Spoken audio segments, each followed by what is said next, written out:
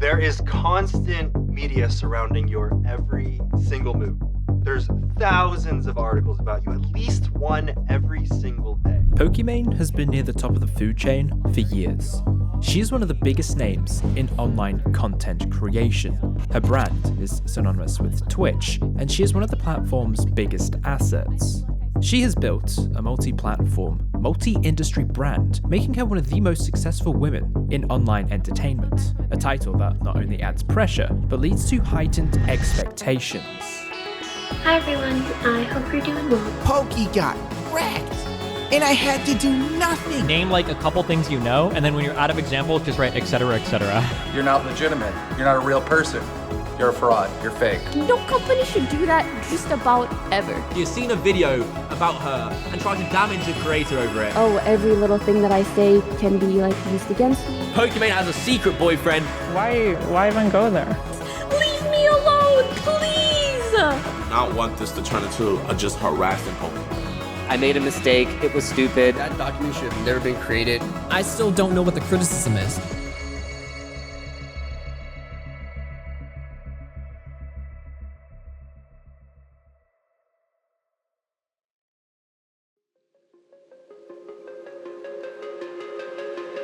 Iman Anis was your typical 17-year-old student. Her story begins like many others. A regular person starts posting on the internet and eventually starts to attract followers. Her poison? League of Legends.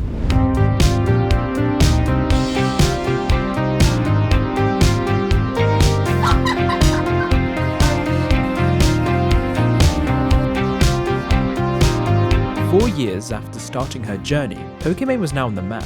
Over 450,000 followers gained in 2017 saw her awarded as Twitch Streamer of the Year. And as they say, the rest is history. I almost slipped on my way here, oops. Pokimane is now one of the most recognized brands in the online creator world. Her countless deals with major companies, relationships with various creators, and the appreciation towards her indicate that she's doing something right. Pokimane's rise to the top was a process that spans nearly a decade. However, it's only in recent years that she's been at the forefront of the public eye, and with it, the inevitable scrutiny it would attract. For the past 3 years, the spotlight has followed Pokimane everywhere she goes. Everything she does is judged, and anything she says scrutinized. Her personality and brand are built on the idea of kindness, and she tries to fulfill that image through her actions. But with the increased attention, it was only a matter of time before she did something to cause disruption. Towards the end of 2018, she introduced herself to another community that would prove to be an opponent over the following years. The crossover between herself and one of the most controversial characters of the time ignited a sequence of events that would diverge from her progress. It was at this point the nightmare began.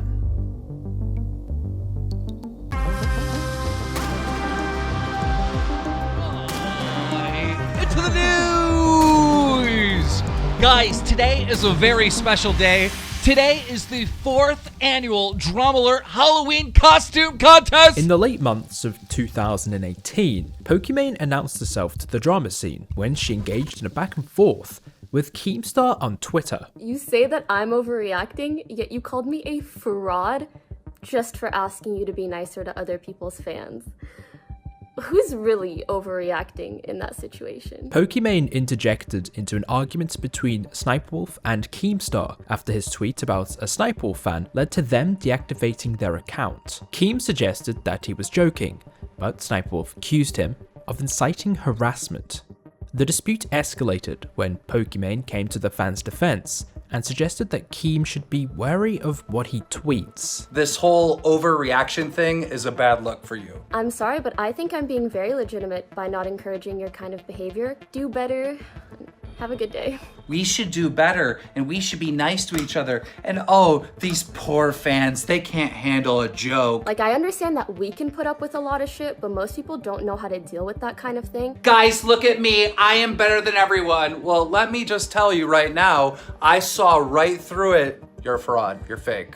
In the end, KEEMSTAR resorted to taking a swipe at the value of Pokimane as a creator, and based her success on the donations of lonely men. He also deleted his tweets, and Pokimane's last remark concluded the feud. Exchange over, no one really won, and everyone moved on with their life. Or so you would think. We were going to talk, actually, speaking of Age of Humor, about like controversies and about whether we ever worry about being cancelled. I mean, have you ever had anyone try and cancel you for anything, or? I mean, definitely the like copy strike stuff.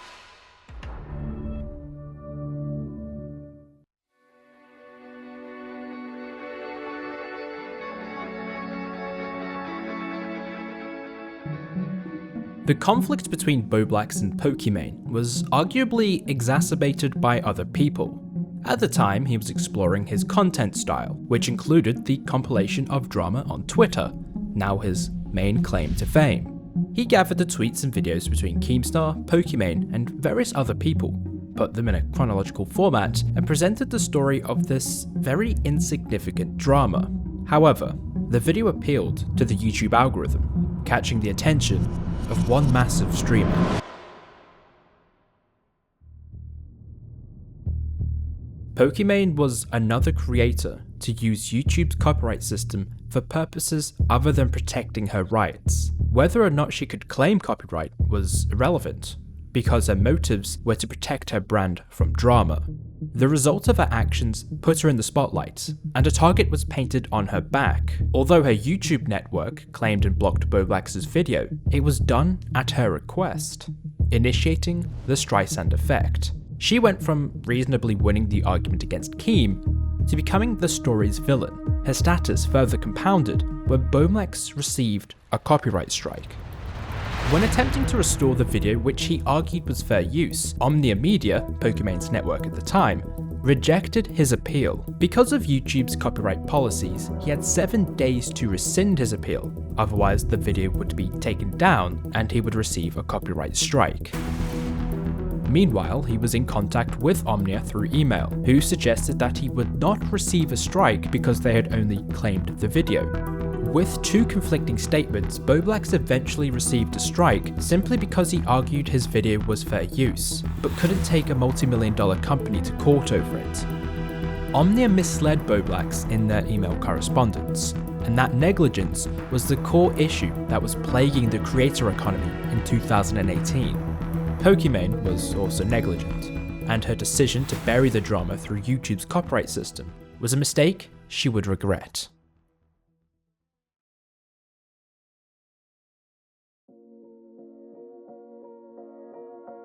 By the start of the new year, the issue between Pokimane and Boblax had been resolved. She was made aware about Boblax's issues after Kavos released a video wherein he has a DM conversation with her for her story after a memology video about her gained traction. After the video, she contacted Josh. I informed my audience on the apology she gave me in December of 2018, and that's where my involvement should have ended, but unfortunately, that's not what happened. Today, we're not going to be talking about one of these farts.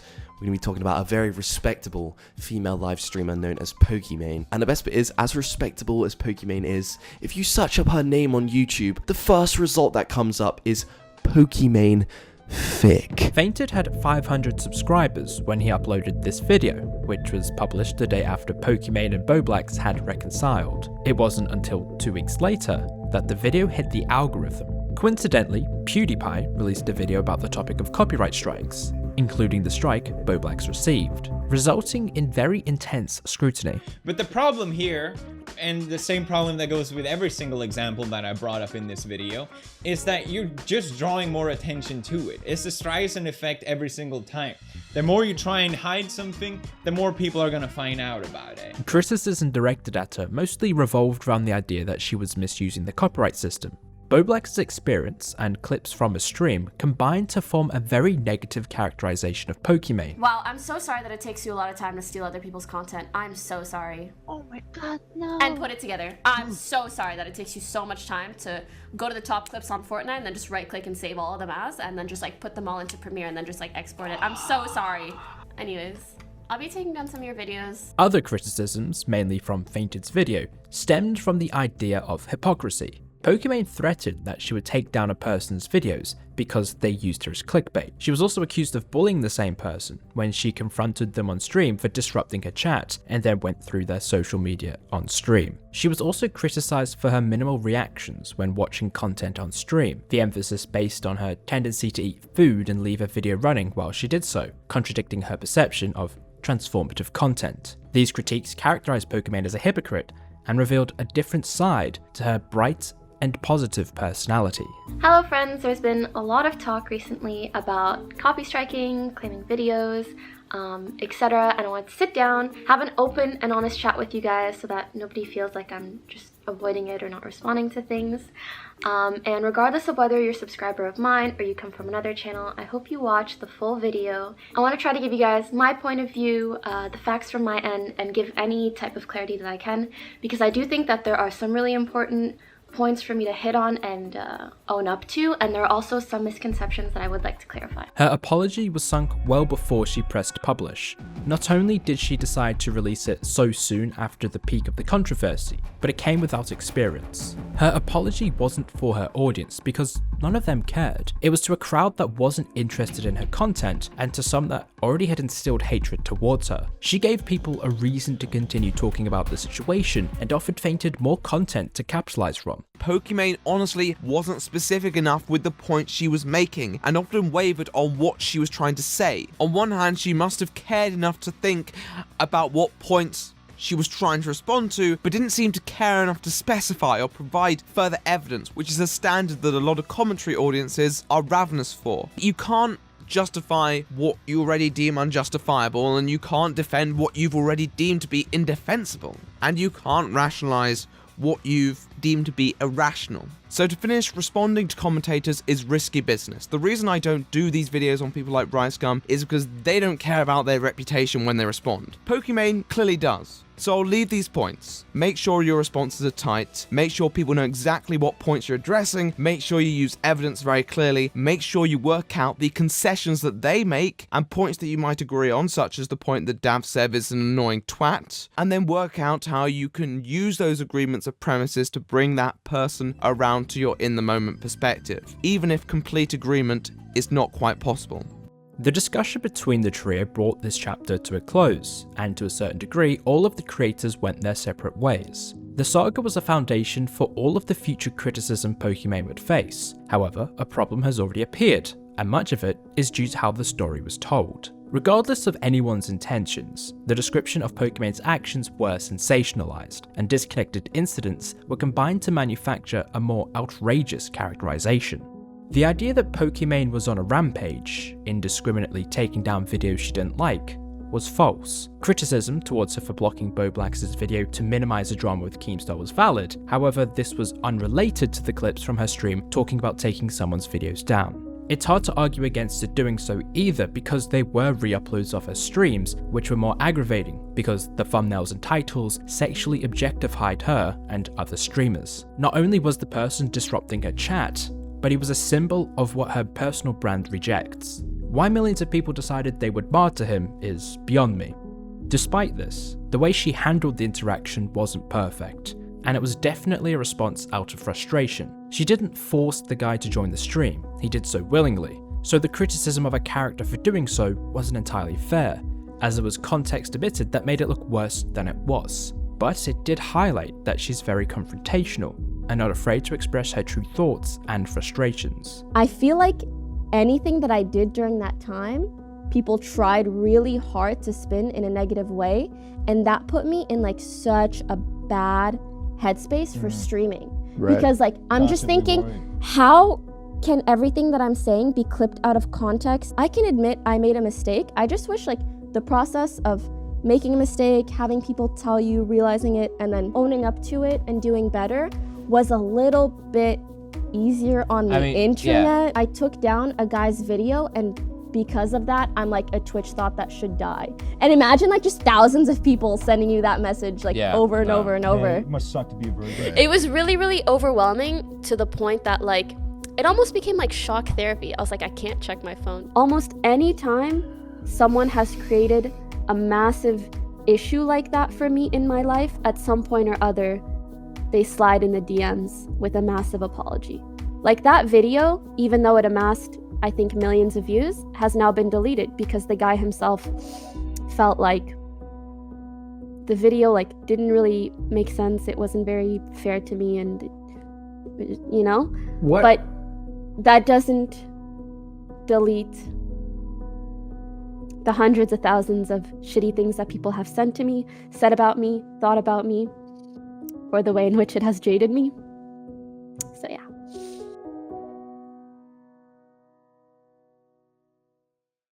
The rest of 2019 was somewhat uneventful for Pokimane, with many larger controversies taking the headlines and attention of the masses. She continued to grow her presence along with fellow streamers and offline TV group members. However, later in the year, the cracks in the tight-knit streaming community began to appear, and an eventful November highlighted some concerns within the group and with Pokimane's behaviour. It all started on the 9th. Pokimane tweeted, "It's insane how the best people can turn out to be massive snakes, leaving much to the imagination." Clearly a subtweet regarding something few people knew about. The people who did know started to join in with their own vague tweets, and as expected, speculation started to brew within the offline TV and Twitch community. It wasn't long until the Reddit detectives started to speculate about what had happened, until Lily came forward with a statement announcing her split with Slightly Musical, Albert, a day after Pokimane's initial tweet. The next day, he released a twitlonger admitting to cheating on Lily, apologised for doing so, and announced that he would take a break. The circumstances of the breakup are not what we care about, rather how Pokimane and fellow offline TV members handled this situation. An hour or so after Lily's statement, Fedmyster offered an apology on behalf of himself and offline TV, suggesting that they were wrong to make the issue public through their venting on social media. Pokimane joined in and suggested that she didn't realise her action, subtweeting about Albert, would instigate her friends to come forward with their own frustrations and lead to immense speculation from within the streamer community, and pressure Lily to announce her split with him. It wasn't solely Pokimane's fault that this news became public knowledge, it was a collective ignorance and naivety that resulted in the private affair becoming a talking point online. It's also not unreasonable for her to subtweet about the person who wronged her friend. It's petty and immature, but something most people would probably do at some point in their life. However, this was a warning sign for her, a signal that what she tweets can influence the actions of others and lead to intense scrutiny and speculation. It showed her inherent power and position amongst her fellow creators and the online community. She was a leader, a literal influencer, and her words held authority and meaning, no matter how vague. But her behaviour, both publicly and behind the scenes, was now under scrutiny, which led to conflict a week after the cheating scandal fallout. She unfollowed me on Twitch, you know that, right? But I think it's because when I said to Hassan, I said, you and Poki have something going on. And I think she saw that and she unfollowed me because of that. What do you mean? How do you know she unfollowed you? So when you go on Twitch metrics, you obviously go down. People obviously be there saying you're a stalker. But it shows it, right? And then I went down, I was like, I must have got some big-ass person that's following me. And then when I went, I was like, wait, someone unfollowed me. I was like, wait, where's Pokimane? And Pokimane wasn't there anymore. A few days later, the streamer 39Daff revealed that Pokimane had DM'd her after she unfollowed her on Twitter. I literally had her on mute. And then I was like, okay, well, I'm just gonna unfollow. And then she asked me, and I was like, I don't watch your stuff. And then she was like, oh, so it's about Slicker. I'm like, no, I don't watch your stuff. And then she kept sending me like the blushing smile emoji. And I was like, this is weird as fuck. Because I don't think you're making that same expression in real life. I think you are seething. Ruthless businesswoman? I'm sorry that I can't be your gateway for making LSF like you more. That's not on me, dude. I like to shit on people, okay, and hate on everybody just as much as the next person. But since when is like leaking DMs okay? Is it okay depending on who it is? And I don't get it. Why leak DMs? That's just kind of fucked up. I think I had this like golden rule. You just don't leak DMs. You just don't do that. Pokimane responded the next day, revealing the message she had sent to Daff and discussing her response on Reddit. I want to note, I usually wouldn't ask why someone unfollowed me, but I noticed she unfollowed me shortly after the Slicker incident, and that kind of got to my head. but mostly because I know we have a lot of mutual friends. I wanted to make sure that there were no issues between us. I especially wanted to make sure that there wouldn't be any future awkward situations. And I wanted to know if I had done anything to upset her. Since she already leaked the messages, I would like to show them to you guys now. I may have wrongfully assumed her response was in direct connection to what I had told Slicker privately on why I unfollowed him. So let me explain. Basically, the day before this, I spoke with Slicker and I said, I only unfollowed you on Twitch because I don't watch your content. And I know that her and Slicker are friends, so I figured perhaps they had talked about the situation, and so she was doing to me exactly what I said to Slicker. And I even mentioned to him, I was like, if I wanted to send a message, I would have unfollowed you on Twitter or something. So perhaps it was just coincidental, and if I misunderstood, I genuinely apologize for that. I really just wanted to know if it was about Slicker or any other drama, because I would have been happy to give her my side of the story in private in hopes to smooth things over between all three of us. So since her response was the same thing the second time around, I quickly realized she didn't want to talk about it, so I said, okay, good luck with everything. This was a very petty drama, something that more than probably should have been left in private. However, Daph's decision to publicly air her frustration with Pokimane ultimately served another feast for the LSF subreddit. I mean, yeah, I wanted to stir up a shitstorm because I don't like her. I don't like the things that she's done to other streamers. I don't like how passive-aggressive she is to other people. I don't like how she's passive-aggressive to people in DMs. I don't like how she's a hypocrite. I know I'm a hypocrite too. But I felt like I had to say something about it, even though it would paint me as a bad person. You know what? I said something that a lot of people are scared to say. What makes the situation tricky is that Daph suggests there were more problems behind the scenes, but doesn't explain herself, producing speculation. Pokimane's interest in Daph unfollowing her on Twitter is confrontational, but also not unreasonable. A fellow creator unfollowed her, so she was just inquiring to see if there was an issue. However, the rest of the conversation was passive-aggressive and accusatory in nature, but again, I don't think it could be seen as being unreasonable. Out of context, it does seem like Pokimane is very concerned about how she's perceived by others. But with the knowledge that she had a conversation with Slicker a day prior, and because Daph repeated Pokimane's own reasoning to her, there's no reason she can't interpret the conversation in such a way. I won't lie, it rubbed me the wrong way that I spoke to her around noon Japan time, and by that same afternoon, she was on stream talking about me, fully well knowing what would come out of that. And all the comments she's made regarding me having my head up my own ass and feeling like she needs to defend her friends from this evil, ruthless businesswoman does make me feel like I wasn't far off the mark. I really always try to solve things privately because publicizing things is a lose-lose situation for everyone except Reddit. But I feel like because I like to handle things privately, it's damaged the public perception of me, which really sucks. These two incidents further highlight Pokimane's confrontational nature and the pettiness of the streaming community as a whole. Pokimane isn't afraid to ask people what's happening or speak her mind, and that does appear to look like she's trying to control how she's perceived. But at the same time, if there's so much gossip and shit talking in the community, knowing what Daph's issue was isn't problematic.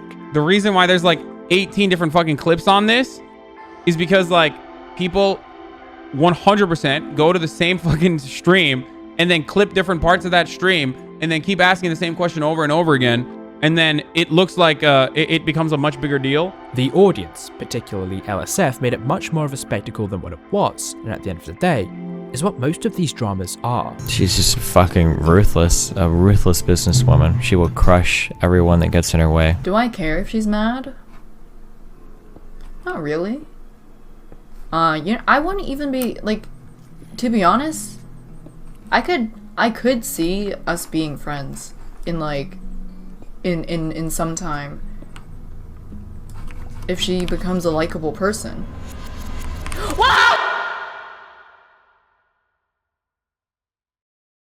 The start of 2019 was hard for Pokimane. She had faced one of the most significant events of her career to date, and unsurprisingly, that left her a bit shell-shocked. The petty drama she experienced towards the end of the year was nothing compared. However, 2020 was arguably one of Pokimane's worst years for controversy, and it all started when she watched a video on stream. I actually can't believe anyone would sponsor these shenanigans. Like, what? And I will say, for this company to sponsor a video that's literally 20 minutes of talking shit about me, you will never see. Dude, your website's so ass it won't even load. But if you ever reach out to me, if I ever see you in my inbox, on site. On fucking site. Like, no company should do that just about ever. Oh, is this a video where some random dude behind a VR machine calls a girl a thought for 20 minutes? Really want to put my logo on that one. This monologue caused a stir when the clip surfaced on Twitter, with a number of people unhappy with the way Pokimane talked about the company that sponsored the video she was responding to. Her comments came in the midst of KEEMSTAR and Ethan Klein's petty feud, where the targeting of a sponsor in a hit piece style video became a topic of discussion, and was an action that most of Commentary argued was dangerous. The creator at the forefront of this situation was It's Gundam, a commentator who covers internet culture topics. Around the time, his content heavily capitalized on the anti-thought, anti-simp type of discourse, which was very popular. The video Pokimane was reacting to was based on this idea, and highlighted a few select tweets where supposed Pokimane simps talk about how much money they donate to her. We live in a day and age where men are shaming each other for not giving a woman who's already a millionaire the last bit of money they have. Welcome to 2020. It is a horrible time in history. I got evicted because I was 4 months behind on rent, so yeah, I don't know. I'll see if I can sleep behind the Starbucks so I can use the free Wi-Fi and donate the rest of my money. Gundam and other creators described the video as simply making fun of simps who were spending obscene amounts of money on a millionaire streamer. Pokimane's reaction and her outrage towards the sponsor was an overreaction and evidence that she could not handle criticism. To make matters worse, as a result of her rant, Gundam lost a deal with a major sponsor. And the sad thing is, I didn't walk away from this unscathed. I had a sponsorship kind of lined up with like a big video game company. Let's just say they're big enough that E3, they had their own press conference and special presentations. Yeah, that kind of went. So I hope you're happy, folks. Pokimane tried to cripple a much smaller creator because she didn't like the fact he called her a thought and made some jokes at the expense of her fans. People were behind Gundam and let Pokimane know what she did wrong. You just see comments like, so Poki, whose sponsor are you gonna go after next? You can't take criticism. Remember, it's a Gundam. Anyone? No? Anyone? Y'all simps are just going to forget about it, huh? There was clearly a reason to scrutinize Pokimane, and her attempt to harm her critics was so blatant.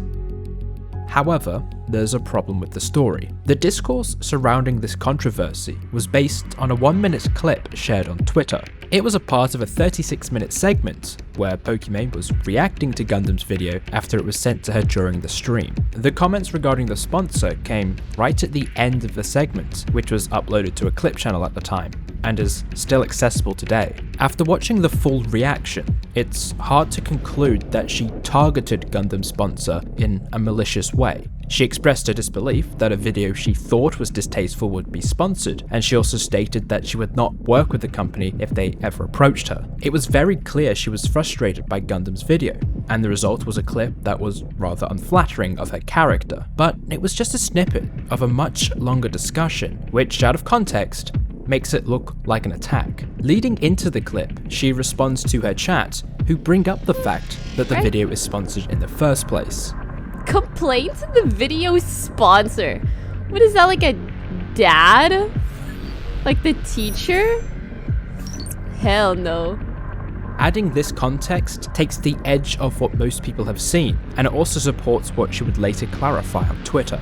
The reaction to the clip made the issue bigger than what it should have been, and her comments were taken as an attack on Gundam's source of income.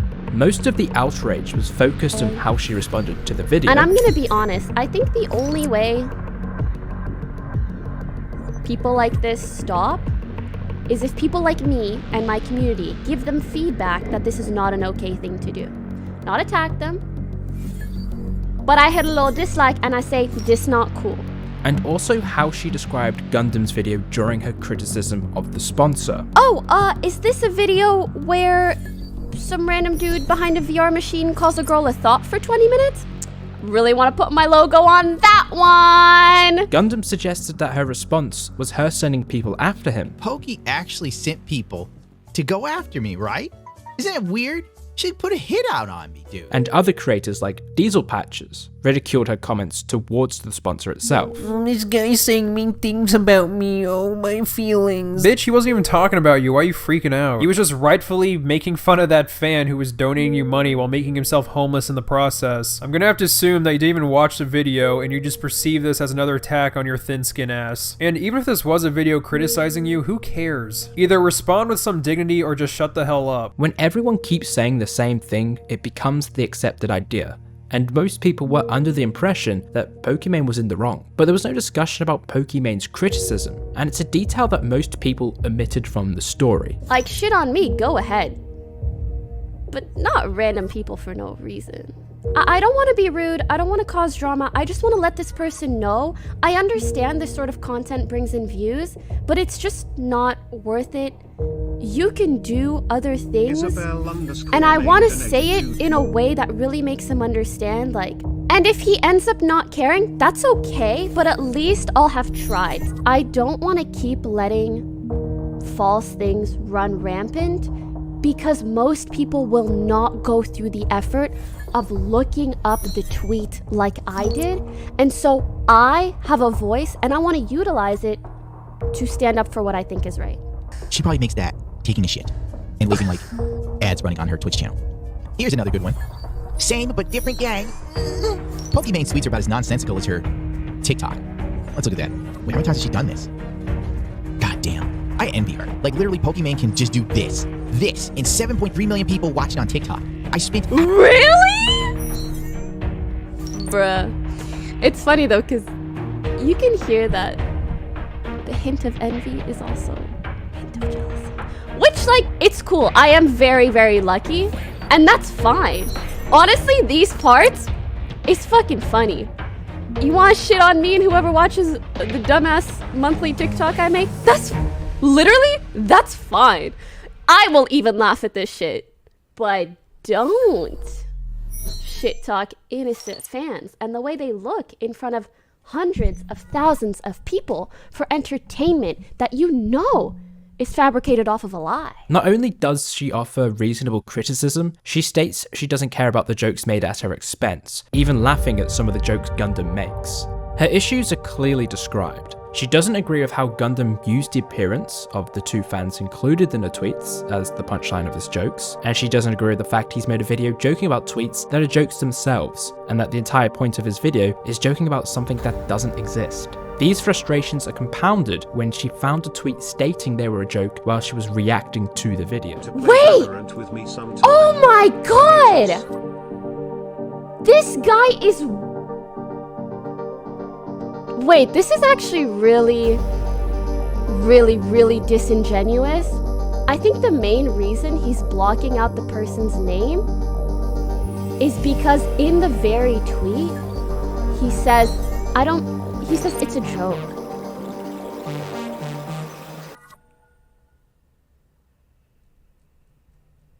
He has literally said, it's a joke. May 6th, May 13th. You love to see people make a big deal out of nothing, huh? And it's just so sad to me to think that like so many people are gonna walk away thinking that this was a real thing, huh? It's understandable why she would be frustrated by this, and it wasn't because she's thin-skinned. Gundam's video didn't provide any relevant criticism. and the content of his jokes were jokes themselves. For most of the reaction, she was drafting a comment to leave on the video and asked her chat to help her express her thoughts in the nicest way possible. Very different to how her actions were described. The issue was the fact that she was a much larger creator, and people translated the clips they saw as an overextension of the power she has. As a result, people saw it as a pattern of behavior and linked it back to her 2018 copyright issues, which hadn't been an issue for more than a year. But then I rewatched this and remembered she sent people to try and cancel me on so many levels, including with my sponsor. Introduce an old problem and relate it to a new one. Now people have something to talk about. It was hardly a pattern of behavior, but the audience didn't care because it was drama for them to consume. People love a story where the smaller creator faces a much larger opponent, and in this situation, Pokimane was presented as the villain. I had a sponsorship kind of lined up with like a big video game company. Let's just say they're big enough that E3 they had their own press conference and special presentations. Yeah, that kind of went. So I hope you're happy, folks. But in the long run, I come out looking like the good guy, and all I did was have a little fun. Thanks, Pokimane, for being a Karen. That was great. Gundam's announcement that he lost an offer with a major gaming company was attributed to Pokimane's comments, which stoked more outrage. If there was no perceived consequence from what she said, there wouldn't have been any further reason for people to continue with it. Most took Gundam's word, and Philip DeFranco noted this in his video. Following that, the other creator said because of this, they've now lost another deal. As far as if that part's true, I don't know, but it still kind of plays to the point and debate of what do you think about people going after sponsors? A couple of weeks after the drama settled, Gundam released another video where he provided evidence of being offered a sponsorship. Despite redacting most of the information, there are some interesting things that can be observed. First of all, Gundam wasn't directly approached by the gaming company. Rather, he was contacted by a marketing agency, the middleman. In his video, he failed to block the locations of the agency's offices, and a little Google search directs us to an influencer marketing agency known as BEN. On their website, they recently published an analysis of a campaign from a month after the Pokimane drama for a major game publisher, Ubisoft. Gundam was most likely offered an opportunity to participate in the Ubi Forward event, which was a replacement for Ubisoft's E3 showcase. The agency describes how they sourced potential talent using AI technology, and Gundam was clearly within the parameters set for them to locate potential creators. He also reveals the date when he received the email, which was about 2 days before he released his video. A few more days later, Pokimane reacted to his video and is clipped on Twitter. Ironically, the people making noise about what Pokimane said could have been a catalyst for Ubisoft rejecting Gundam as a candidate for its campaign, but there could also be many other factors. For example, Twitch could have pulled the plug because, as a part of the campaign, they were required to promote those who were participating. It's obvious why they wouldn't. So the idea that the cause of this opportunity falling through being a direct result of Pokimane's comments wasn't necessarily a fact, but it was convenient to say it was. Based on Gundam's video 2 weeks after the drama, he had accepted the agency's offer to be put towards Ubisoft, but never heard back. In my experience working with these types of influencer agencies, it happens quite a bit. It's how the system works. They approach many different creators and gather your terms and channels analytics, and then they try to sell that to the advertiser. So if you make a video degrading someone's brand a day after you receive the offer, and the company you have to work with for the project pays that creator to use their platform, probably not the greatest idea, which he somewhat acknowledges in the video. And then some more days go by and I'm like, that's weird, they haven't contacted me again. Why is that? And I'm so stupid that I can't put 2 and 2 together till I look at the email again and I go, oh my God, this is a big campaign for Twitch like Valorant. No wonder they're not talking to my ass again. I wouldn't talk to me again either. Poki's the biggest female streamer on Twitch.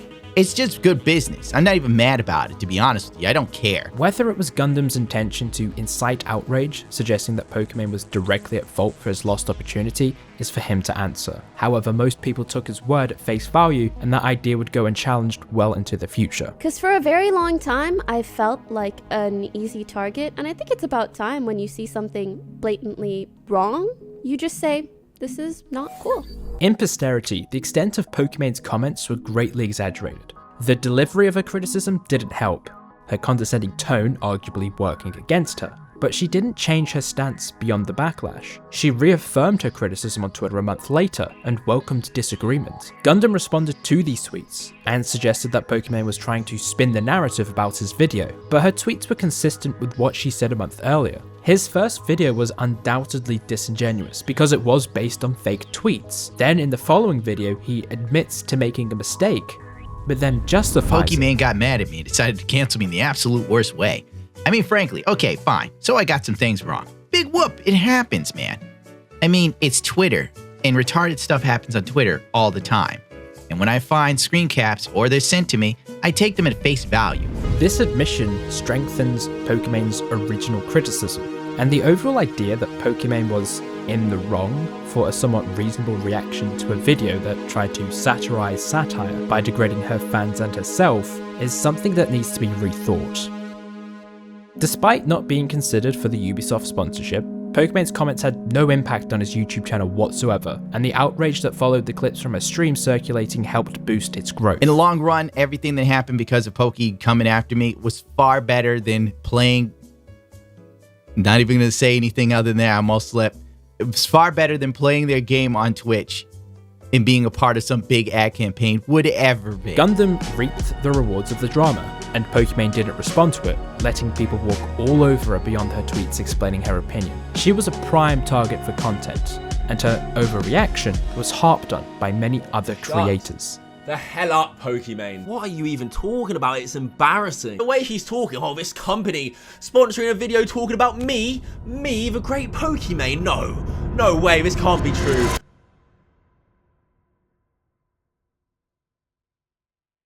Moving on from Sponsorgate, the earlier issues within OTV took another turn during a deeply troubling time in the gaming industry. The problems within offline TV became much more apparent in June 2020. The Fedmyster allegations took most by surprise, with Yvonne's statement raising considerable concern about the behaviour of the popular streamer. Shortly after, Lily Pichu released a statement corroborating Yvonne's story, further condemning his character, as well as her former manager, Chris Chan. The tweets understandably gathered a lot of attention. They were released during the gaming industry's Me Too movement, but despite much support, the two streamers faced comments suggesting they had exaggerated the severity of their experience, leading to Lily deleting her tweet altogether. I took down the original tweet because people were downplaying it, like it was just cuddling. I didn't say no, I just wanted to ruin careers, and that felt really, really bad, because it's a problem I have where I minimize a lot of things, and I do it for years, and when I came public with it and people were minimizing it again, it just felt like my world was crashing down, so that's why. There's no way that it was like an okay thing, but like some of the comments that I read were just oof. And Lily, oh my, okay, that's like a whole nother story that I'm like really upset at other people over, but like, yeah. Unhappy with the way her friends' stories were being scrutinized, Pokimane joined in with a live stream testimony where she corroborated the other stories, shared her own experience, and added more context to why they were speaking out against their apparent friend.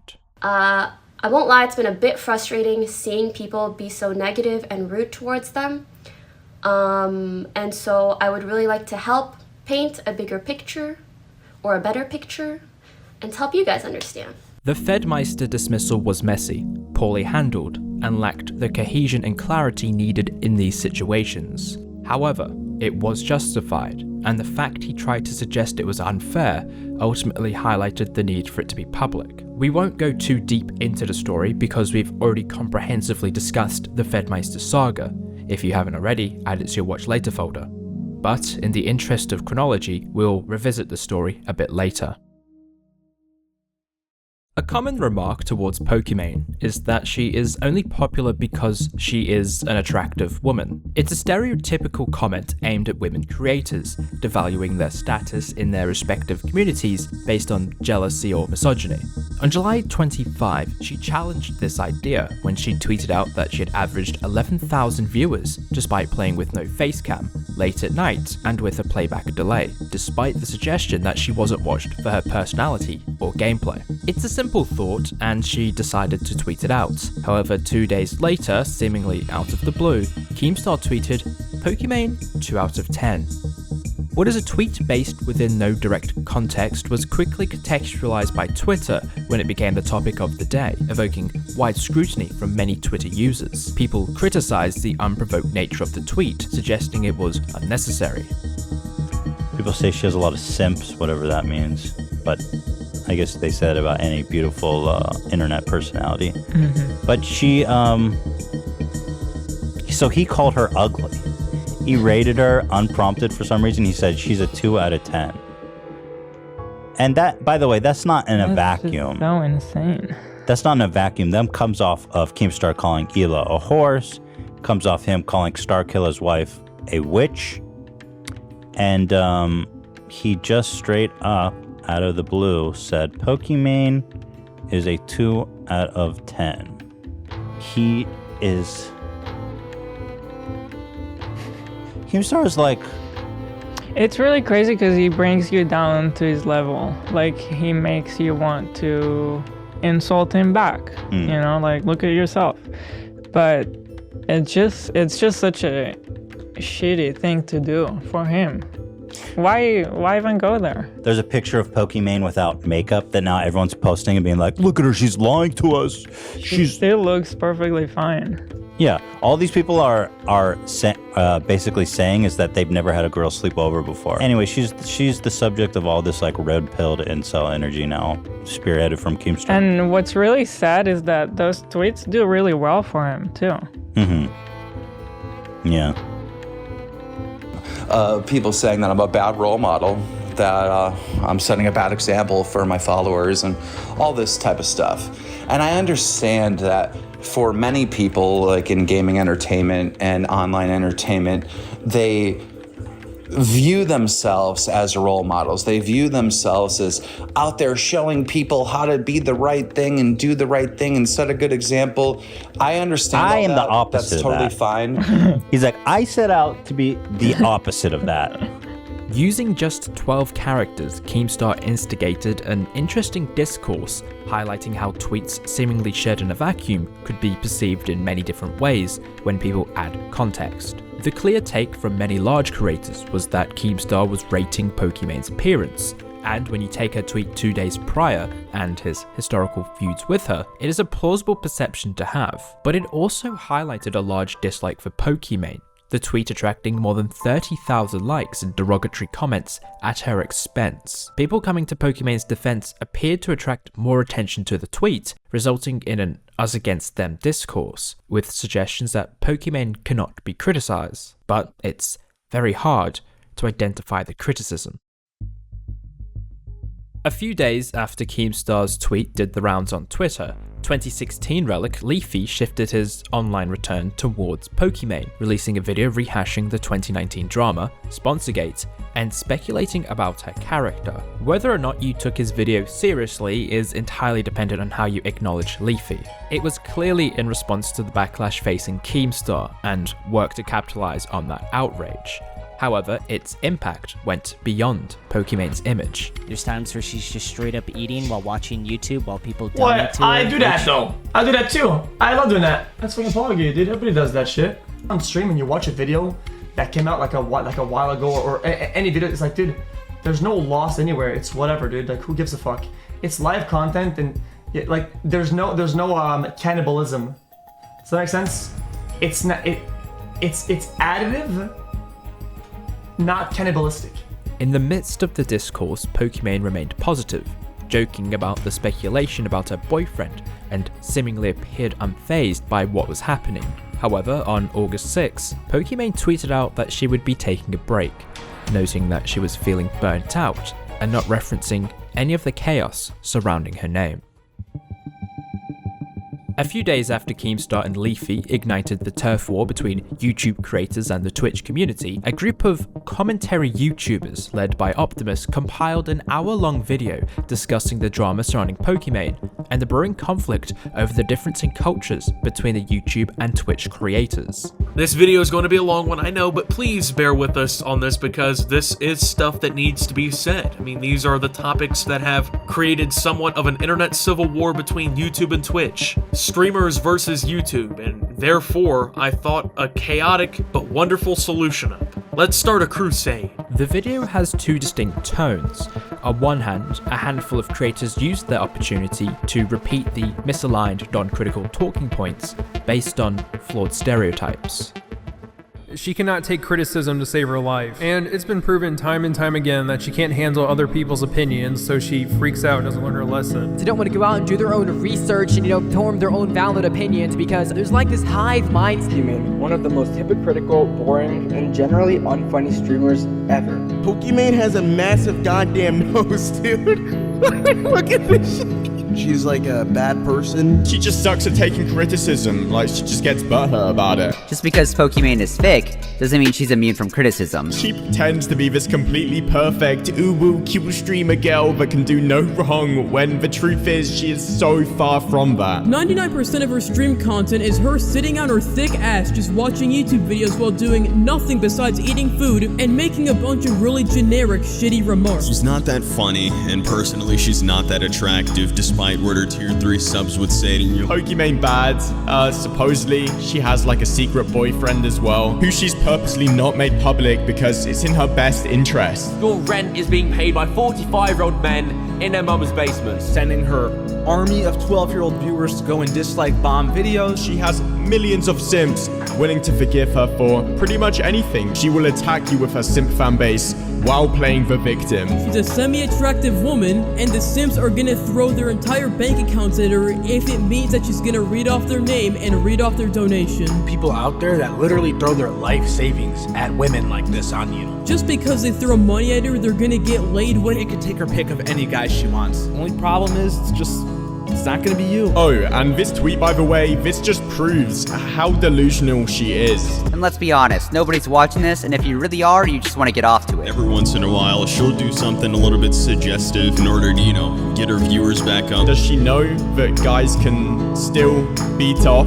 to her voice? Honestly, she probably wouldn't be in this situation anyway if she didn't try to come for that guy's sponsors in the first place, but, She cannot take criticism to save her life.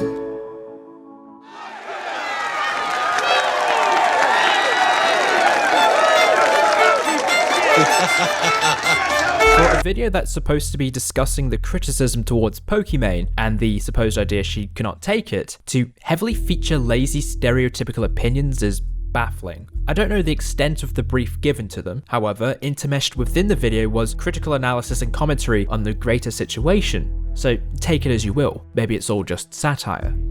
Despite this, the video effectively discussed the ongoing debate between the YouTube and Twitch creators. And I think what all this serves to highlight is the differences in culture between Twitch streamers and YouTubers. The division between YouTube and Twitch creators stems from the way the streamers interact and use other people's content. It's a rather one-sided argument aimed at how Twitch streamers fill time during their broadcasts. Many creators will watch various videos and offer reactions to them. This is not exclusive to Twitch, it has been a popular form of content for more than a decade.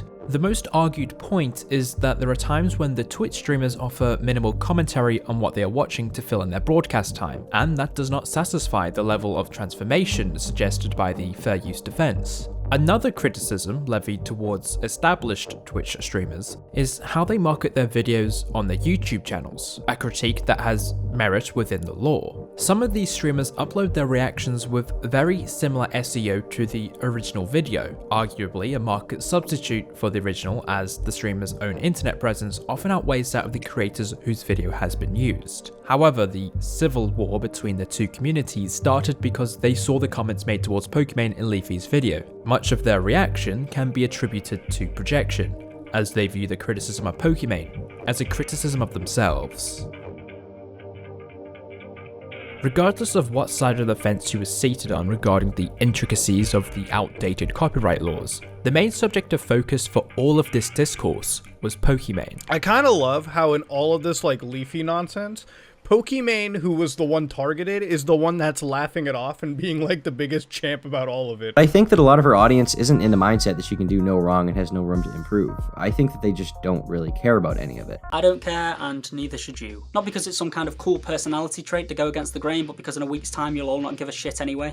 A week after the Commentary Crusade, another video was released that covered the situation and Pokimane's general history with controversies. There's many aspects to this topic. There's the excessive copyright claiming, the mustering of an army of so-called simps to go on the offense for her, the seemingly delusional statements, and many more nuances that add up to paint a picture that has drawn a lot of backlash against her on YouTube. The Lamentable Tale of Pokimane was popular upon release and echoed much of what was discussed by other creators previously. It also touched on the same YouTube vs Twitch debate as seen in the Commentary Crusade. However, certain descriptions of Pokimane's actions were misrepresented and sensationalized to characterize her very similar to how she was more than a year prior. Copyright claiming in itself is not the problem. Sometimes I believe it's justified. After all, the purpose of the system is to protect original content. But more often than not, copyright claiming on YouTube is used as censorship, and for Pokimane, this seems to be the case a lot of the time. It's also probably worth noting that I did at one point have a brief conversation with her on Twitter way back in early 2018, and my opinion at that time was that she was an ambitious, hardworking individual. Based on what can be observed from a spectator point of view, it's possible that the more attention she got in her career, the more entitled she felt to resort to such actions. Through her consistent pattern of silencing her critics and taking down videos left and right, she's proven to be not just thin-skinned, but also to seemingly take pride in this behavior. I mean, in this video, she actually talks to this dude live on Twitch as she's preparing to copyright claim him. Let's set the record straight. The only video that Pokimane has ever taken down that could be considered censorship in any way was Boblax's video, and his video wasn't even criticism, it was just a compilation of tweets. The idea that she was taking down countless videos that were critical of her is just not true. That never happened. The clip of her threatening to take down a person's videos that were re-uploads of her content is constantly used to make a point that isn't even valid. As well as this, the Gundam situation was made to appear as if she had used the copyright system to silence criticism again. And despite her apology in 2019 for all the copyright drama, a year later, not only did she do it again, but this time she riled up her entire audience to attack on her behalf. A female creator in a landscape known for being built on male viewers, donating money to people like her in exchange for a few seconds of being noticed, someone with that amount of intrinsic power over her male audience, telling them en masse to go to somebody's video where he criticizes their queen and just leave a little feedback, is the most manipulative way of attacking someone. What happened next is that It's a Gundam, the YouTuber who made the video, lost a major sponsor that he had lined up. I didn't get a chance to make a video on this at that time, but the whole thing in my opinion was just scummy. It shows a condescending side of Pokimane and a meme-like Karen-ish entitlement that crosses a dangerous line. And ever since this incident happened in May, Pokimane has been under continuous scrutiny on YouTube, to the point where just recently she's decided to take a step back from the internet for a month. But the snowball effect that started with her continued to roll on down even in her absence. The one argument that Pokimane never seemed to own up to was that while she was complaining over people making videos on her that she thought weren't transformative enough, Gundam's video was never taken down, nor was Sponsorgate similar to the copyright situation at all. The most reasonable criticism towards Pokimane during Sponsorgate was for commenting on the sponsor.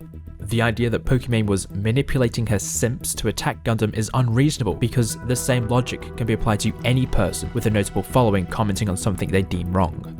What she says when criticizing Gundam's video is completely reasonable.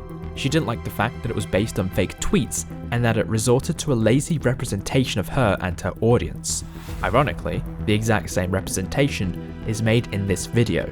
The misrepresentation of the extent of her actions in a video that now has over 5 million views is a pretty big deal. It's not a comment on the opinions expressed in the video, it's a problem with the facts. When the facts aren't correct, it's hard to acknowledge what is being said as an accurate characterization of the subject. Whether it was the intention of Andre Turbia to exaggerate Pokimane's actions doesn't matter, because the facts weren't accurate, and that is down to poor or lazy research.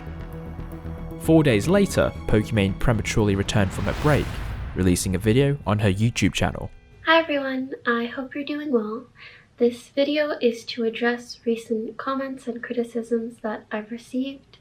I know this video is long overdue and I planned a vacation for around this time, but I honestly should not have taken any time off prior to acknowledging or addressing or apologizing for these things. The reaction to this video was somewhat positive. There was overwhelming support for her, and people appreciated that she came out relatively unprovoked to address certain issues that she was facing and others she participated in. His tweets and comments regarding the situation and how he felt, I messaged him privately and we tried to resolve things in DMs.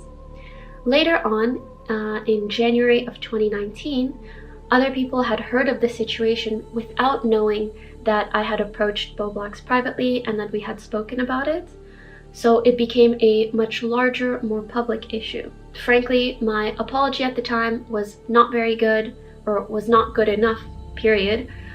So I just want to reiterate that I'm sorry for taking down that video, and since then I have not taken down any videos like that, and I've genuinely tried to learn from my mistakes. After reasserting her apology to Boblox, she touched on the Sponsorgate controversy a few months earlier. Bothered, and also bothered by people's potential perceptions when seeing this video, and I must admit I reacted really poorly. This led me to making some comments questioning why the video was sponsored, but regardless of my opinion on the content, that's not okay, and I'll do better when sharing my concerns without having to comment on any part of the video that isn't the actual content of the video. She finishes her apology by touching on a few things she felt she should address. I sometimes see a clip and a tweet circulating from the past where I've said the N-word.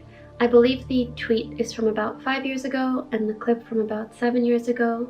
And although I never said it with ill intent or racial context or the hard R, I still want to make it clear that I don't condone the use of that language.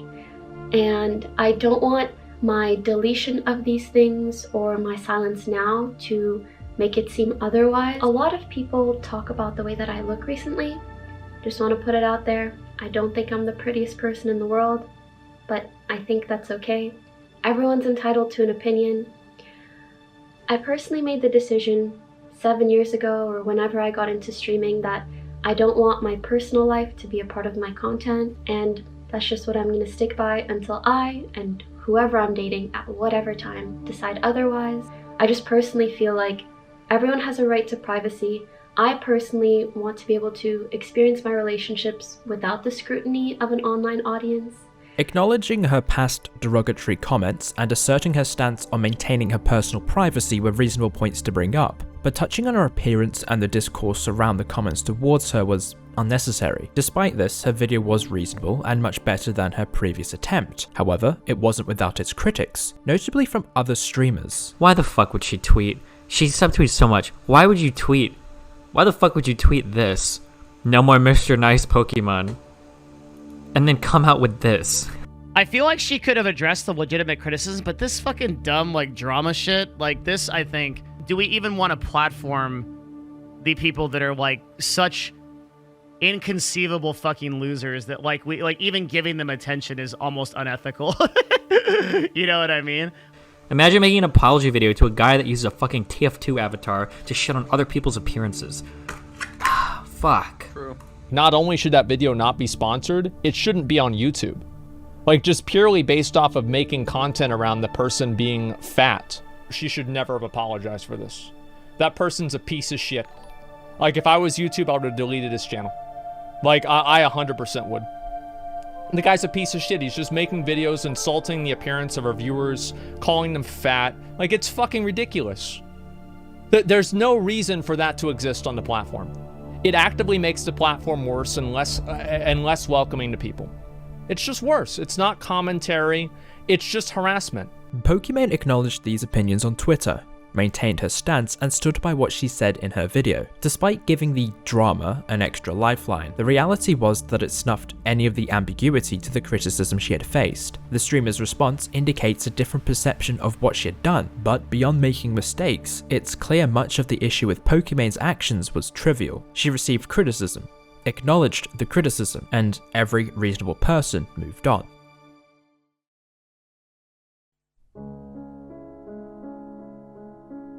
I would love to see Leafy try and exist in today's current landscape.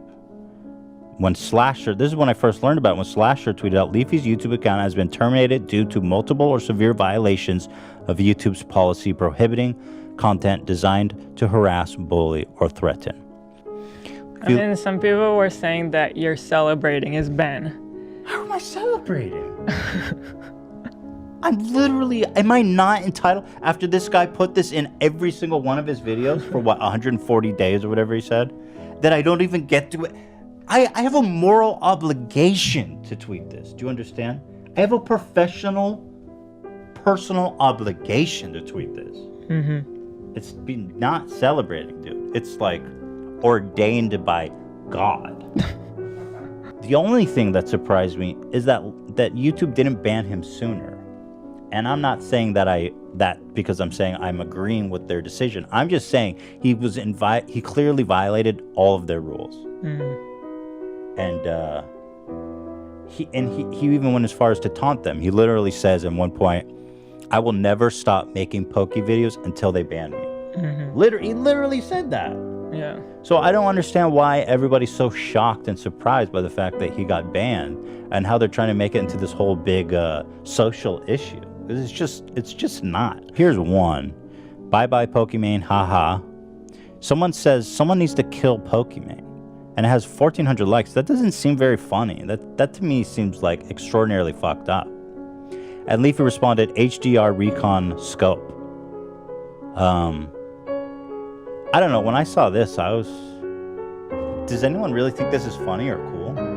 I mean, it's kind of horrifically irresponsible and disgusting. Seems to me like he does, but you have to acknowledge that this is so irresponsible of you to even engage in a comment like that. Even if his response is not technically serious because he's mentioning whatever it is. Just the fact that he's even engaging in a comment like that, you can't. You have a responsibility. You can't do that because you're promoting it. I mean, I would block this person. Right. If I saw that, if on a video I was making fun of someone. But the thing is, a comment like this probably had like maybe a few likes, and then he responded to it, and then it got thousands. Exactly why I'm saying it. You can't even engage in something like this because then you're validating it and you're bringing more attention to it. If I'm YouTube and I see this, I'm like, this kid. It's dangerous. This is horrific. I mean, this is just crazy. I'm sorry. This is crazy. I mean, this alone is like horrific. I don't know. That's a strike for sure.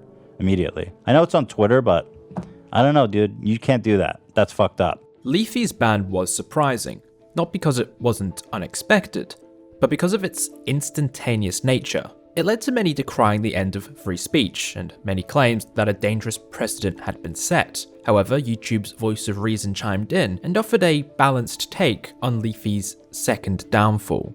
But I do disagree that this sets a precedent. I would argue this precedent got set a year ago, with Gokanaru's video on H3H3 getting taken down for the same reason Leafy just lost his channel, targeted harassment, bullying, threats. And then it happened again with Ian's content cop on Leafy, targeted harassment, bullying, threats taken down. Neither of those got reinstated. Those stayed down. I would say that's when the precedent was set. YouTube showed that it's kind of Weenie Hut Jr. when it comes to anything it views as a potential targeted harassment campaign or threat against a creator. I mean, he milked this fucking controversy that he started on Pokimane.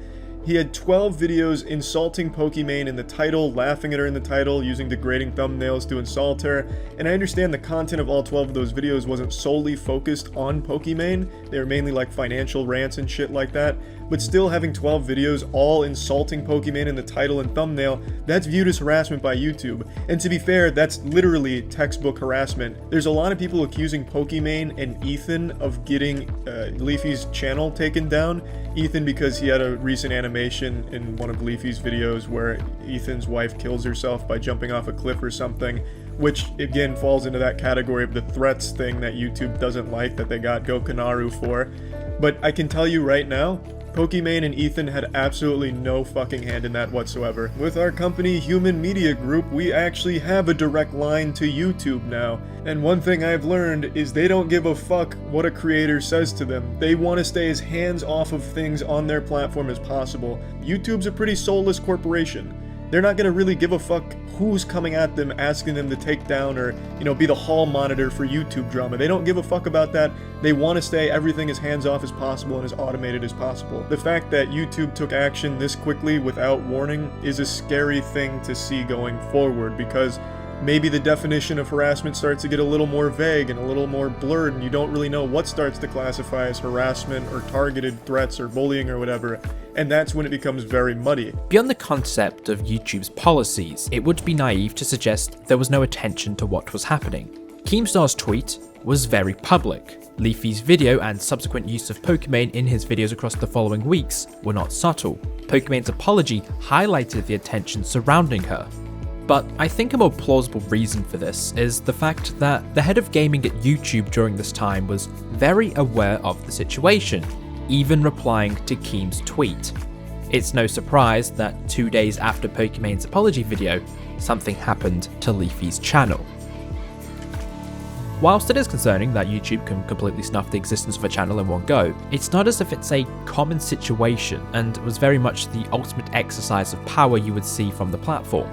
Leafy pushed all of the buttons and played into a toxic event that only stemmed from misguided and sensationalized hatred towards someone who appeared untouchable from criticism, but as she showed, she wasn't. There was a lot of anger and outrage, but by the end, no one cared about it.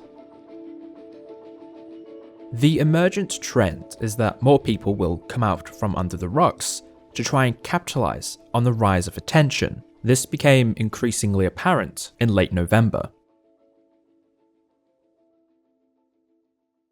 As mentioned earlier, an incident would rear its head again in late 2020. If you did watch the investigation into the Fedmyster saga, the public's attention span was put to the ultimate test when a 25-page manifesto authored by Fedmyster was leaked to various streamers. The focus on Fedmyster's behavior was immediately replaced by the more appealing drama of his tragic relationship, obsession, and conflict with Pokimane. The saga induced scrutiny of Pokimane's character, raising more questions about her behavior. There's a lot of memes we got already going on. Firstly, I'm not even sure what the fuck we're talking about yet. We're getting to it, being pretty vague. So we start off with the, I'm trying to improve myself, take me seriously, guys. I even stopped drinking, blah, blah, blah. We got those memes down. Then we've got kind of excusing our behavior. Hold on, guys. I know some of this looked weird. Listen, it wasn't meant to be sexual. I just like to be close to people, okay? Fedmyster's document revealed conversations between himself and Pokimane through various screenshots of their private messages, highlighting a closeness between the pair. He argued that Pokimane had misled and tormented him for years, despite her telling him that she could not take their relationship beyond being friends. He also refuted claims made in Pokimane's stream months prior. An incident where we threw a house party, and he knew that there was someone coming to the house party that I was really looking forward to seeing and getting to know.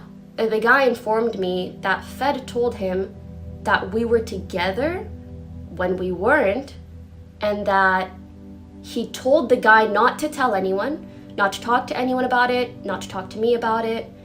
And that was the first time that Fed just like massively broke my trust, and I could never trust him or look at him the same way. To a fault, I'm a very confrontational person, so I confronted Fed about this, and he admitted he did it, he admitted it was wrong, and that he fucked up. And I said, okay, you know? Rather, he encouraged Steve to shoot his shot. In fact, Fedmyster said that Steve and Pokimane started to see each other, and his room's proximity to hers drove him out of the house to the just friend's house nearby. He accused her of emotionally torturing him, as her attention depended on whether she was seeing another guy, proving her possessive and manipulative grasp on him with DMs that evoke jealousy. Oh my god. So she's literally, so I don't know how much I need to translate. I don't know like what level of social contact you degenerate fucks and shit have, but she's basically like, she's like getting jealous of other girls like talking affectionately about him in their stream. She's like jealous about it. Like, she's like actually being controlling of him. She's actually being controlling of him. Like, holy shit. Fedmyster's manifest describes Pokimane as a manipulative and abusive person, a characterization that was so divergent from the reputation she had built. At the time of its release, people started to scrutinize her, questioning the credibility of what she had said months prior. However, the document also revealed that Pokimane had questioned Yvonne's commitment to her work and indicated that she was looking to relieve her of her duties, which contradicted her claim that Fedmyster had almost driven her out of the OTV house. It is so frustrating knowing what happened between them. The Yvonne incident happened, and Fed would start talking to me. I'm so sorry for being emotional. He would talk to me about how Yvonne was lazy and not working enough and playing League all the time. And I was concerned, and he would say, oh, she won't work on OTV stuff with me or brainstorm and blah blah blah. And this discussion got to the point of us almost letting Yvonne go from the company because we thought she just wasn't interested enough in working with us.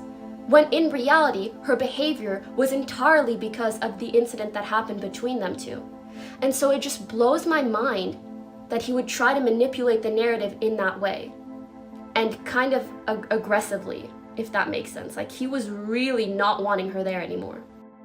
The document was leaked to various streamers and many of Pokimane's friends, so she knew about its existence. What probably caught her by surprise was the fact that Destiny decided to broadcast it to the public. It wasn't something she could ignore, and she was forced to respond. But do you think nobody will notice how deliberately vague you're being while skipping over every screenshot from Fred that contradicts what you're saying about the sexual/romance talk you repeatedly push and pull him away whilst being occasionally so possessive of him that you're spiteful over Jody simply mentioning him on stream? Thought maybe. That's fair. I think I skip over some of the texts that I feel don't really add much value. Yeah, we flirted. I don't know what else there is really for me to say. The Jody thing was just an unfortunate petty thing. I actually wasn't trying to be possessive of him at the time. Also, all of these screenshots are from wildly different times. So if you see screenshots from when we were talking and then when we weren't, and then from back then later on, you're gonna think that it's a constant push and pull. But that was never my intention. And yep, clock. Pokimane's insistence to rise above Fedmyster ultimately put her in a worse position than she most likely intended. The decision to go live and address a potentially detrimental situation was something that she will always be criticized for. It was a mistake, and trying to be authentic put her in an extremely volatile position. Her vague rebuttals, refusal to provide receipts to counter Fedmysters, and poor responses to questions asked during the Q&A put her in a nightmare scenario. The stream had done more damage, sowed more confusion, and left her looking like the villain in the saga. She had ruined Fedmyster's reputation, despite being the one who was the abuser. That's the narrative the manifest was designed to create. A few days after the stream, Pokimane released her own Google document detailing her response to the accusations levied against her, this time including specific details and, more importantly, receipts. Her strongest responses were the most important, and she dismissed the idea that she was trying to have Yvonne fired from her role in the OTV house. Not only had Fedmyster misrepresented certain conversations, but he also didn't disclose his complaints to Pokimane after his incident with Yvonne. Another example of him damaging the reputation of people with what he says to others. This behavior was further emphasized when Pokimane released further context to the messages that were used to show her abusive and possessive behavior. Here is his reply that he intentionally left out from the screenshot, showcasing this was not a one-sided exchange and that he was encouraging it. I don't know, I can't stand people obviously acting more drunk than they are, saying fake pity shit to chat, makes me gag. Anyways, that's my event of the day. Love you, have a good stream. Sorry for spam while you're streaming lols. I legit tuned in for not even 3 minutes and she spoke about you twice. I was like, gotta go by. Haha, please continue, I love it.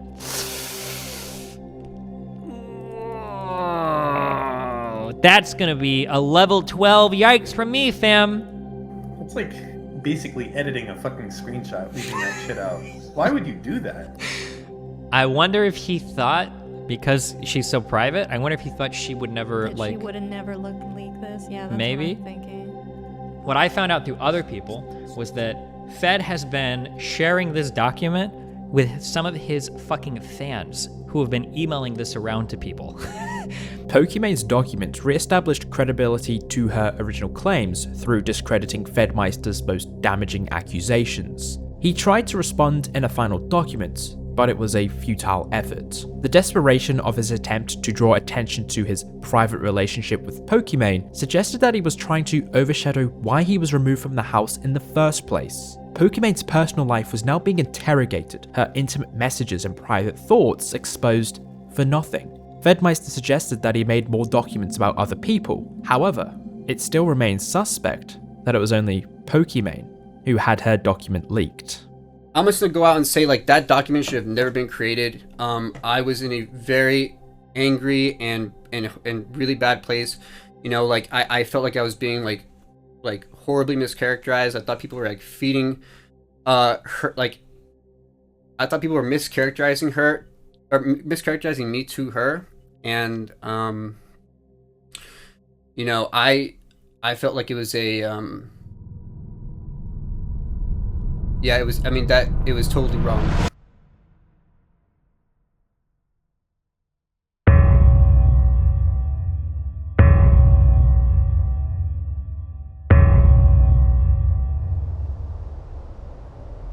Yeah, everyone apparently took that very literally.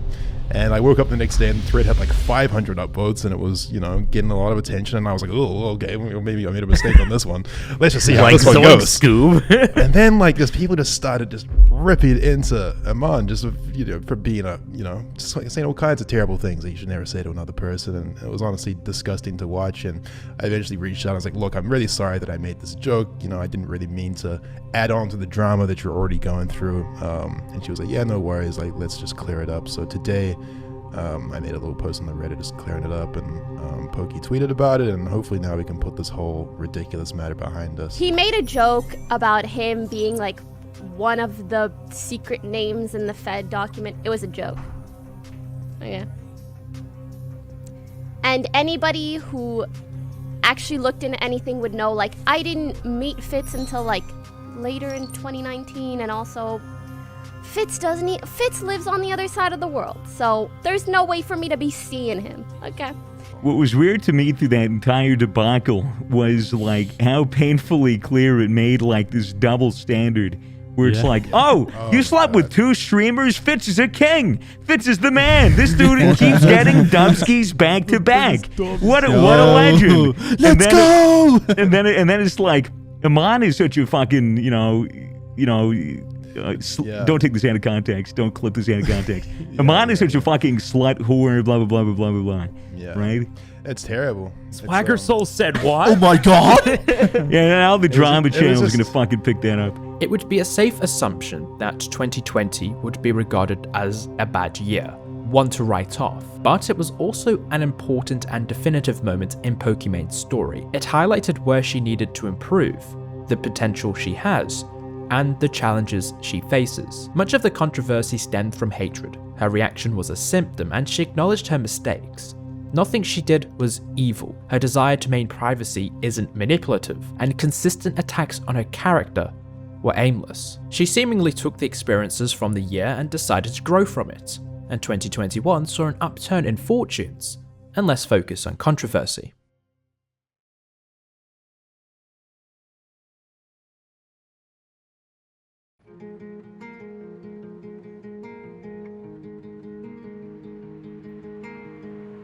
For someone deemed a problem the year prior, 2021 was a complete contrast to this label altogether. The only time when she was involved in some sort of controversy was from one tweet where she stated that capitalism rewards psychopathic behavior.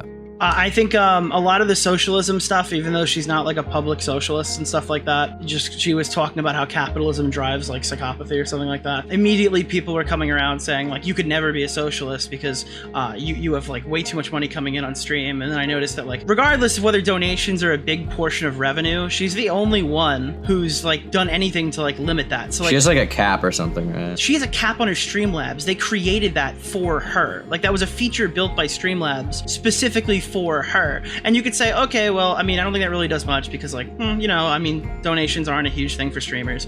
But, like, there are outright socialists who don't have anything like that on their accounts. And this is just someone who made one tweet about it. You know what I mean? Yeah. And I don't think she would have got, like, ratioed that hard if she wasn't Pokimane. Then later that year, the biggest story was the fact she made so little from Twitch compared to her counterparts during the Twitch League saga. However, the start of 2022 wasn't so smooth. So Pokimane got banned from Twitch for the very first time in almost a decade. And what caused this first ban was her deciding to watch a copyrighted anime on her Twitch page, streaming it for free to over 28,000 people. Pokimane suffered a temporary ban after Viacom CBS filed a DMCA notice against her for streaming Avatar: The Last Airbender to her audience. The company took action against her as she participated in the Twitch TV meta, a trend where streamers would literally host public watch parties. Which, by the way, still goes down as one of the fucking stupidest things I've ever seen on Twitch. Like, literally. Was shocked that someone as large as Poki and as representative as a role model as Poki and runs a fucking talent agency, RTS, actually one of the stupidest fucking things that I have seen in the history of the platform. I can never understand why anyone would ever take the risk. I don't get it. She was served a 48-hour suspension, and she took it well. However, some found humor in the situation because of just how ironic it was. But apparently the only one who hasn't learned their lesson from that situation 3 years ago is you. And that's why I find this whole situation just so hilarious. Obviously, when you compare the two situations side by side at face value, there's a lot of karma. But when you dig deeper into it, the karma just becomes so much stronger and sweeter. Maybe I shouldn't be happy about this. It's probably a horrible human trait to derive any kind of pleasure from someone else's misfortune, even with irony and karma in mind. But considering this is only a 48-hour ban, and she herself doesn't seem to be too concerned with it, as evident by her tweets, I really don't feel bad in the slightest for laughing about this. Following a very quiet year, Pokimane became the center of another major controversy in January, when she became the target of an unprovoked hate raid. Oh! Y'all niggas already follow her! Yo, what the... Bro, what the fuck? Just know, she's making a steak-ass face. She's sitting here. Who's JiDion? You know who JiDion is. They moved it to sub only? I can't go too crazy because Twitch loves her. So I'm not gonna say anything mean. JiDion is a YouTuber who had recently started using Twitch. The day he achieved Twitch partnership, he put the extent of his power towards trolling one of the biggest streamers on the platform. He directed his chat to enter Pokimane's stream and start spamming L plus ratio. Did I not say to go show Pokimane love? Did I not say that, chat? Did I not say go show Pokimane love? Did I not say, bro, I said W plus ratio, isn't that what I said? JiDion's tasteless commentary and the actions of those who raided Pokimane's chat led to her stopping her stream earlier than planned. If you're from Pokimane's chat and you have a penis, I'm gonna tell you this right now. She is not gonna fuck you, bro. I don't care how much you donated. I don't care how many hours you watch her. She is not gonna fuck you, bro. She has a man. Spoiler alert, she's getting dicked down every night by another nigga. I think I'm gonna end stream because I believe that's how it works, I'm pretty sure. like as much as I can deal with this, I don't like that people from his community are whispering people on my stream. Like, I'll put up with the bullshit, but I don't want you guys to put up with bullshit, okay? Damn it. The raid resulted in JiDion receiving a 14-day suspension, in line with Twitch's policy on raiding people intending to disrupt or harass. I'm banned on Twitch for 2 weeks. I would be on Twitch right now, but I'm banned. Pokimane took to Twitter to express her thoughts and touched on the harassment women receive online and in gaming. The day after the raid, she addressed it on stream and discussed her issue with what happened. I have no clue how someone who was already harassing me on Twitter for like a week got partnered on Twitch. And then during their first stream continued to do that for like an hour and then got a 2-week suspension. Like, is that really the kind of partners you want, Twitch? I don't understand. I guess the reason I bring up the whole Twitch thing is that if you're going to allow this kind of behavior to one of your most prominent streamers, I can't imagine the type of shit that other female streamers get that might completely go unnoticed, or like no action is taken, or like little to no action is taken. As well as posing questions to Twitch for their decision to partner JiDion, former Twitch heavyweight Ninja somehow got involved when he reacted to the situation during his own stream. What does JiDion need help with, bro? My whole chat saying JiDion needs help. Oh, to not get banned by Poki? Professional advice. My man is fucked. There's negative things I can do. I could send a text message to my representative and be like, from JiDion says he's sorry. All right, I'll do it. All right, I sent the text. I don't promise a goddamn thing. Pokimane took issue with this reaction, and Ninja's apparent move to contact his Twitch representative to see if he could reduce JiDion's suspension. Oh, and the other thing that really disappointed me, seeing him on a call with Ninja, and Ninja like allied with him and saying, oh, like, I'll try to make sure your ban isn't too bad.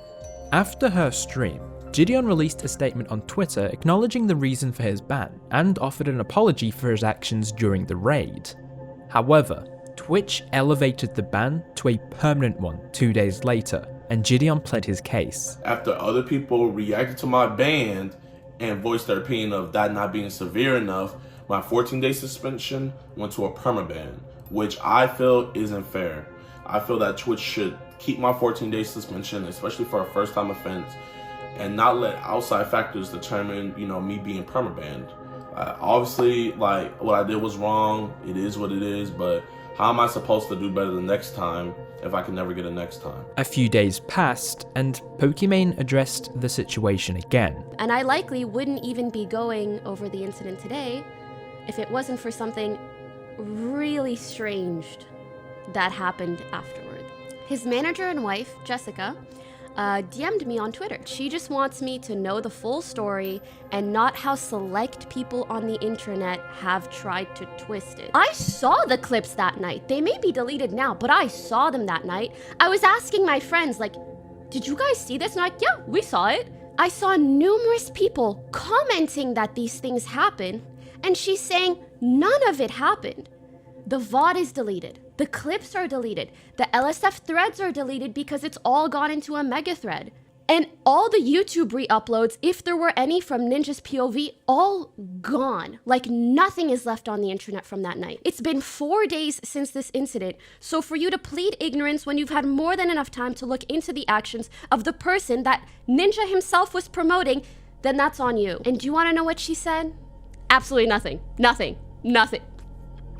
Since then. Her discussion about her conversation with Jess Blevins took a turn when Ninja messaged her as she was live with what appeared like a threat. I don't want to be intimidated behind the scenes anymore. Please leave me alone, please.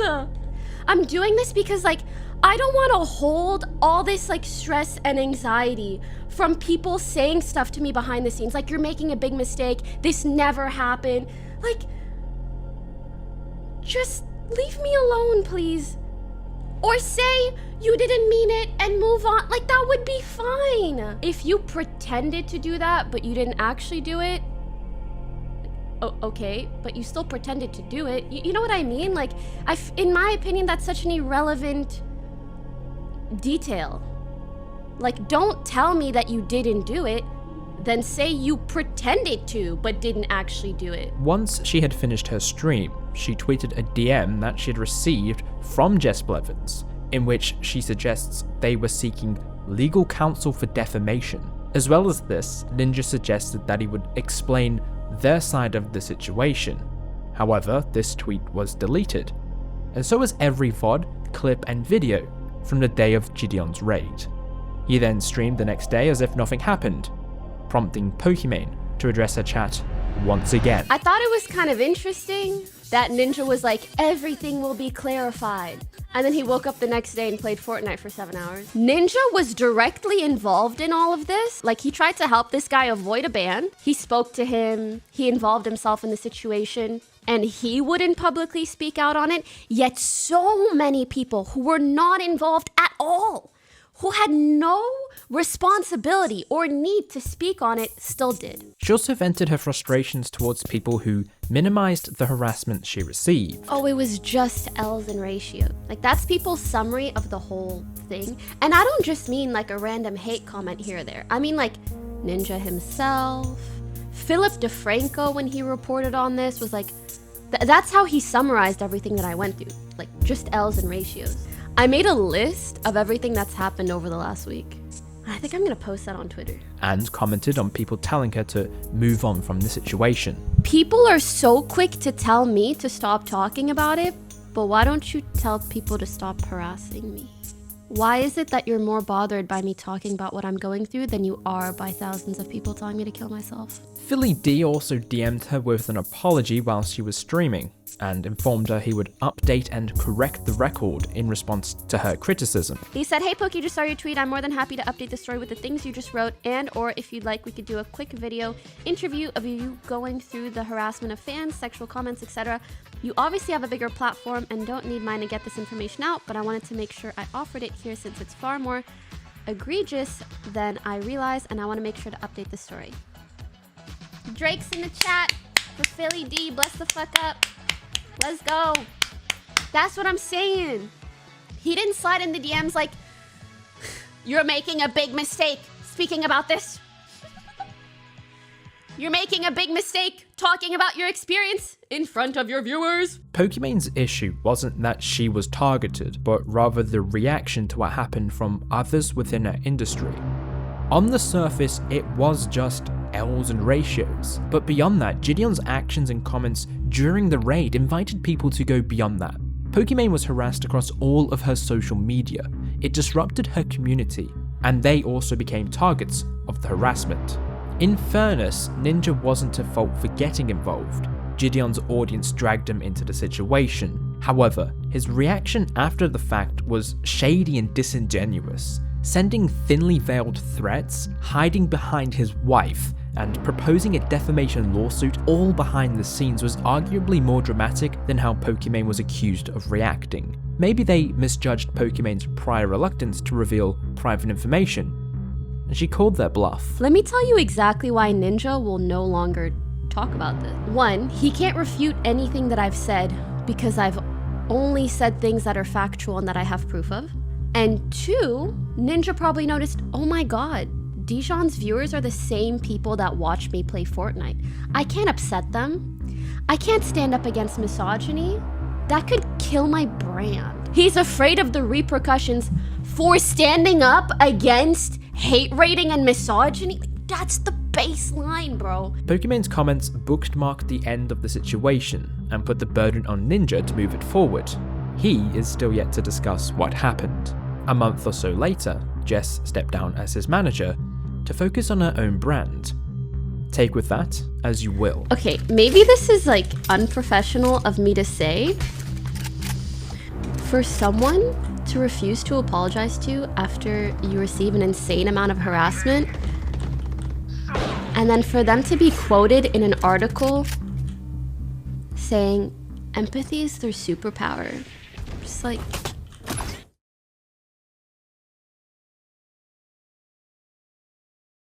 So Pokey kept on calling me Dijon Mustard. So at first I thought it was like a little shot at me, but then I was like, maybe you're just obsessed with it. So I got you a lifetime supply of Dijon Mustard. thank you so much. This is gonna be our first like trust test. No, yeah. You know? Like stand up. Oh, No, trust you know, fall? yeah. Are you really gonna catch This me? is our first trust fall. I'm 250 pounds of pure muscle. Please don't drop me. Okay. Like Pokey's mad. She's like, just on me. Like, that's what you get, nigga. That's what you fucking get. Talking that shit about me.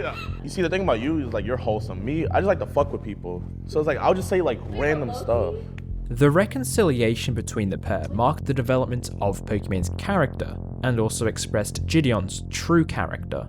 The historical degradation of Pokimane is definitely a reason for her reaction. Given the context, it wasn't unreasonable for her to be irritated with Ninja for his comments, and his apparent action to contact his Twitch rep. I don't think it was JiDion's intention to perpetuate the misogynistic stereotypes, but what he said and his actions encouraged that behavior and led to hate infiltrating Pokimane's community. Twitch's decision to upgrade his ban was more of a statement than a direct punishment of himself. Pokimane's comments and the reaction from fellow creators probably influenced the decision. Still, a 2-week ban for something that can actually hurt people was retrospectively too lenient. Anything less would encourage people to try again and circumvent the rules. However, despite this, JiDion and Pokimane were able to meet up and talk to each other. It proved that if you are willing to have a conversation with someone, it will more than likely result in a positive outcome. In retrospect, the main criticism of Pokimane was how she responded to the situation. It's not unreasonable to connect her comments with the eventual response from Twitch taking a harder stance. Her criticism was clearly suggesting they would need to take more action than what they had already done. It was disingenuous for her to say that she had no input on the extent of JiDion's ban, and it would be appropriate to acknowledge her words' power. However, she does somewhat touch on this idea in her first stream. Oh, and it's so crazy to have to talk about stuff like this. It makes me feel like I'm living in like 1950s. Do I need to like fight for our right to vote? To be equal citizens, to not just be viewed as objects? The criticism of her response is not a criticism of her character. However, a common complaint from those outside her community was that she needed to move on. The irony about telling people to move on is that most of the time, they are justified in continuing to discuss an issue. It just means others are bored with the drama. Considering she only talked about the situation thrice over the week that it happened, and the fact that it was only a matter of time for something like it to happen, her response wasn't unreasonable, and she didn't need to move on from it. The same energy could be applied to those who insist her past controversies define her character now, despite her acknowledgement and correction of those mistakes. Even then, it was nearly 2 years since the last controversy that was escalated through her reaction. Comments suggesting that she was being entitled and playing the victim are unreasonable. She was the victim. In fact, it was probably for the best it happened to her rather than another streamer, because who knows how they would react. The expectation that she should have just shut up and taken it is why she made such a noise in the first place. It was a mark of a change in her attitude, and she was no longer going to hold back from expressing herself and her feelings. No offense, whoever does not understand how web advertising works, even though it's like how they actually make a living. Sorry, I'm doing a job. Oh, you didn't talk about the revenue, the rev split. Oh, yeah, they're doomed. Yeah. I mean, it doesn't matter if they're losing money on a 50-50 rev split. If everyone else is still doing 70-30, then they're completely screwed. As for having creators push more ads, yeah, I mean, that's just normal. That just needs to happen because banner ads, no, are not going to do it. Sorry, nameless creator. And probably more than one creator. I don't even think that's a controversial take in that community because there were like tens of thousands of upvotes on this super big brain idea that ads should just not disrupt the user at all. Oh, man. Oh, man. Pokimane was sent a clip to watch by one of her viewers whilst she was streaming. LinusTechTips was on his podcast discussing the suggestion that Twitch was exploring new revenue models. Linus assumed that the vagueness of his comments would avoid any connection to the original source. However, the internet detectives shouldn't be underestimated, and it was eventually tied back to Pokimane. Okay, I think it's really odd because clearly they're talking about me, and if you're gonna talk about a tweet that I made, why do you need to say nameless creator? Like, just say my name. People are gonna figure it out anyways. And secondly, I saw a really terrible take from a Twitch creator that was like, Twitch should just have ads that are totally non-intrusive. Like, to the viewer, like, their ads should just, like, not be intrusive. And I was like... And why are you using that voice when quoting me? To be completely honest, it's just really hurtful to see, because... I mean, Linus is someone that I really respect. I respect all the content he's made on YouTube. But also, even in regards to the points that they make, I understand that banner ads and other types of advertising that are less intrusive are perhaps not as effective. But that doesn't discount my initial point, which is that, at least in my opinion, really, really terrible ad systems will impact whether or not people want to use Twitch way more than the profit split that a user gets. Also, people love to talk about 50-50 sub revenue on Twitch, but oh my god, it's 70-30 on YouTube. YouTube makes the large majority of their money off ads, not off of their subscription model, so obviously it's easier for them to be a little more lenient in that regards. I think it's just insane that people who are trying to like show they have a leg up business-wise in comparison to my silly Twitter whammon take,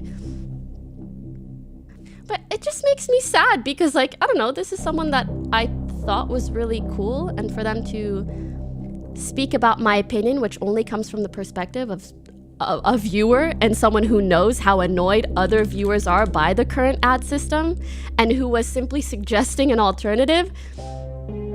Instead, he kind of just like, yeah. Do you guys think it's weird if I just reply to Linus on Twitter? I think that's better than just saying stuff on stream or whatever, because at least then I'm being direct. And maybe he'll take my feedback to heart and it'll be good, right? Pokimane followed through with her tweet, and she had a public discussion with Linus under one of his tweets. Linus apologized, and they eventually took the conversation into DMs. In a subsequent podcast, he addressed the criticism Pokimane sent toward him and clarified his position. But I believe in transparency. I made a mistake. It was stupid. She explained in great detail some of the more nuanced aspects of what she was complaining about and why it matters, and I don't disagree with that. I still think her initial tweet sucks. And like, honestly, you can see, and like, you know, sorry.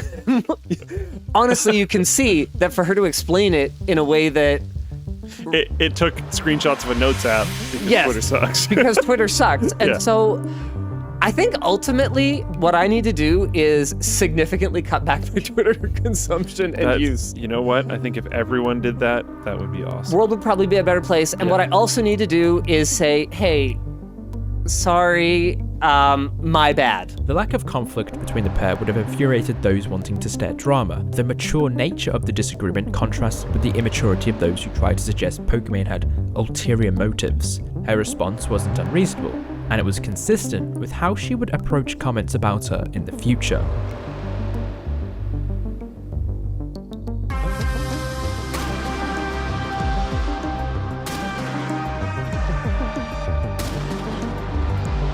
I think I'm tired of letting myself be an easy target, so time to, is this mic on? Talk my shit.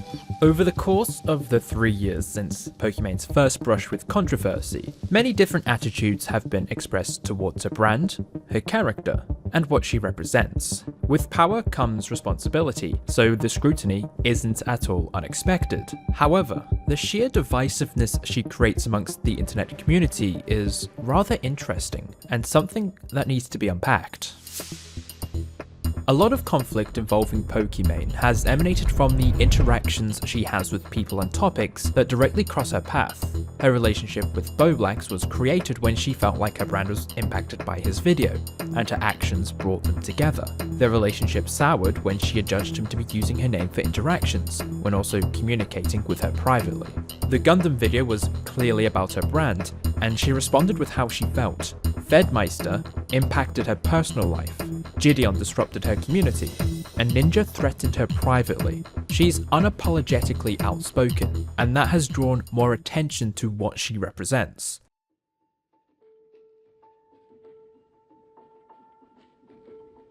The Pokimane brand advocates respect, kindness, and inclusivity, despite coming from a community that historically rejected those values.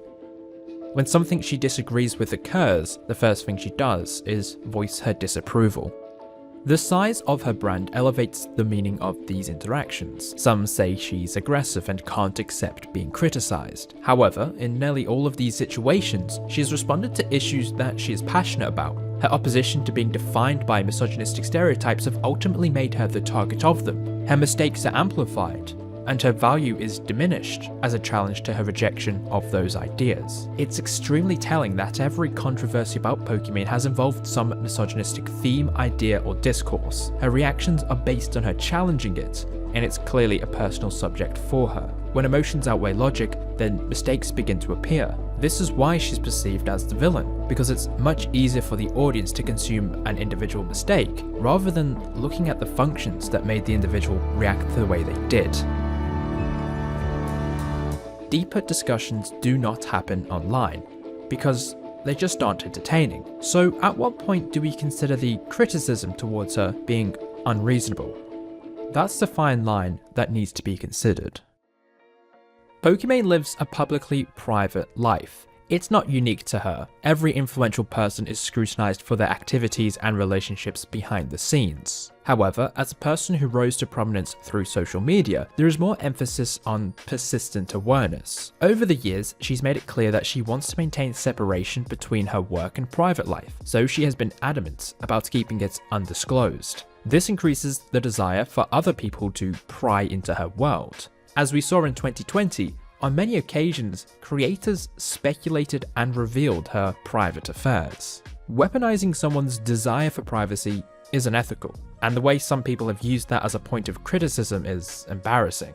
Despite this, Pokimane has handled the invasive scrutiny particularly well, considering the circumstances. I don't want my personal life to be a part of my content, and that's just what I'm going to stick by until I and whoever I'm dating at whatever time decide otherwise. The normalization of this type of scrutiny should be opposed, and I don't think the private affairs of creators should be as public as they are so often made. There is a balance to this, however, and when there are issues within these private settings that have severe social, moral, and legal implications, they are public interest. In the case of Pokimane, whether or not she has a boyfriend is unimportant, and the persistence of viewers and other creators to speculate about her private life is weird and intrusive.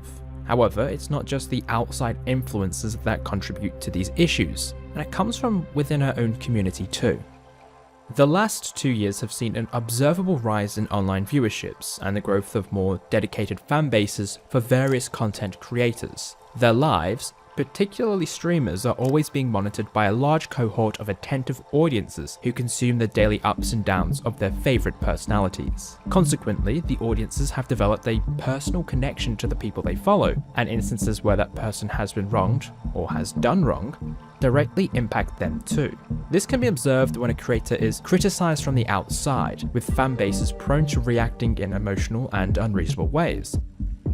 Pokimane's audience is something that has frequently been used against her as a basis of criticism, with suggestions that she is mindlessly followed and defended by hordes of simps or white knights, tier 3 subs being Pokimane specific. These terms are derogatory references to the male audiences of female creators. However, Pokimane's mainstream relevance has probably balanced the scales of her audience makeup. But earlier in her career, she had an undeniably core male audience, reflecting earlier Twitch and gaming demographics. Unfortunately, as most female creators have experienced, her worth was devalued because she was an attractive woman playing video games and streaming on the internet. This type of criticism is lazy and unreasonable. It would be naive to suggest this wasn't the case for some individual fans, but on the whole, most creators have these kinds of followers, even male creators. Opinions are formed based on the reflection of those who watch her content and comment on topics about her, and it's ultimately an unfair emphasis on her value based on who watches her. But as we've seen, this idea is outdated based on her mainstream success and independence from viewer-based revenue streams.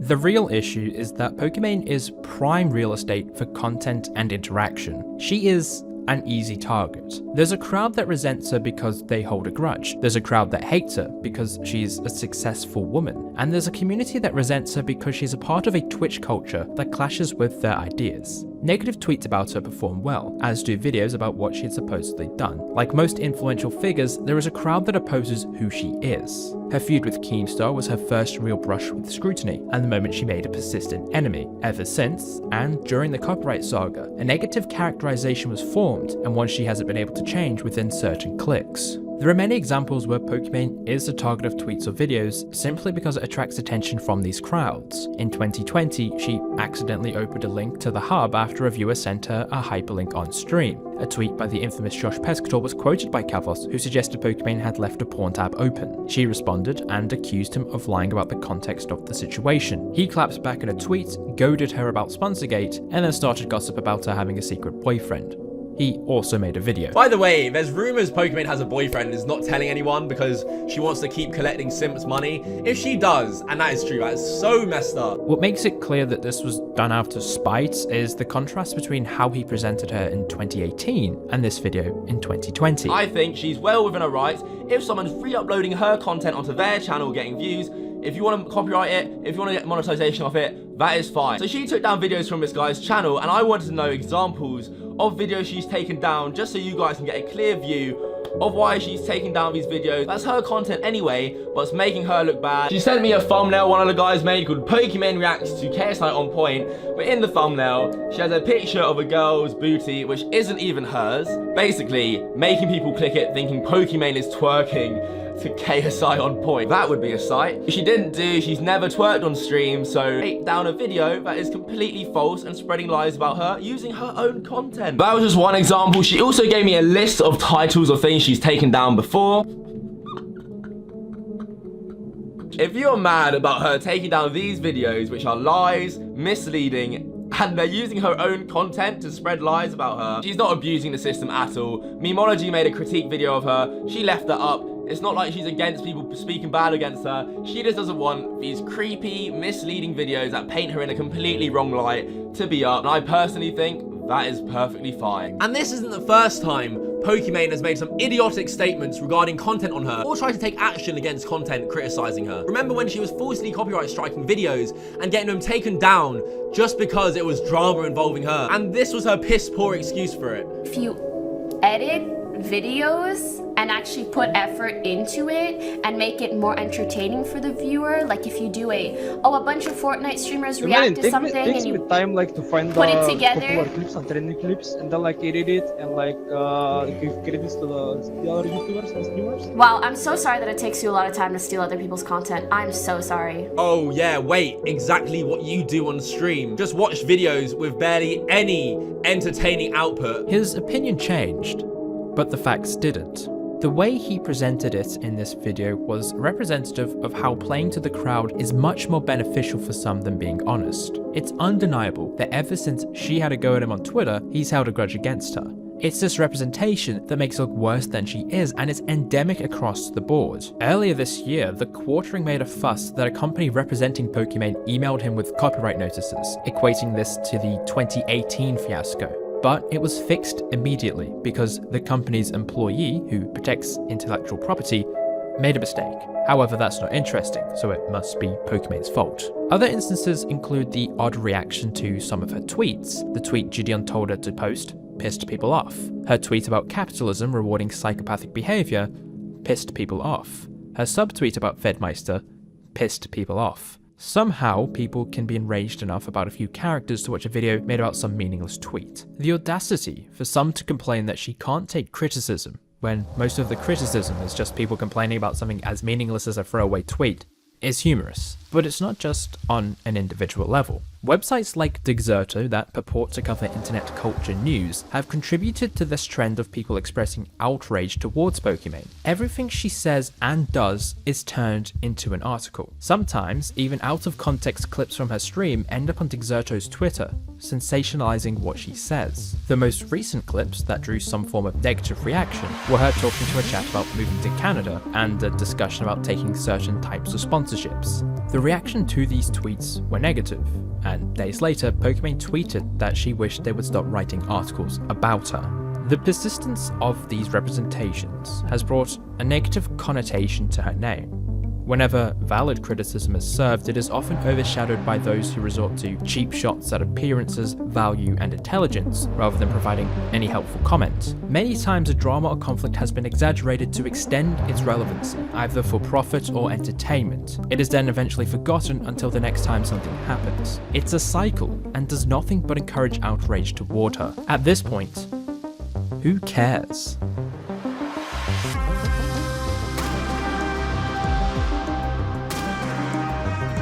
What I want for myself is to feel like I have that space in me to grow and evolve in the ways that I want to change, not in the ways that people want me to change, or only in the ways that other people respond to. And I feel like it's really hard to do that when you're glued to a screen for 8 hours, just reading comments about what people think of you. Pokimane is the only creator I have personally talked to that has been the topic of one of my videos. Between 2019 and 2020, we had many conversations regarding issues surrounding her name and discussed our different perspectives. This is why it's hard to agree that Pokimane cannot take criticism or be criticized.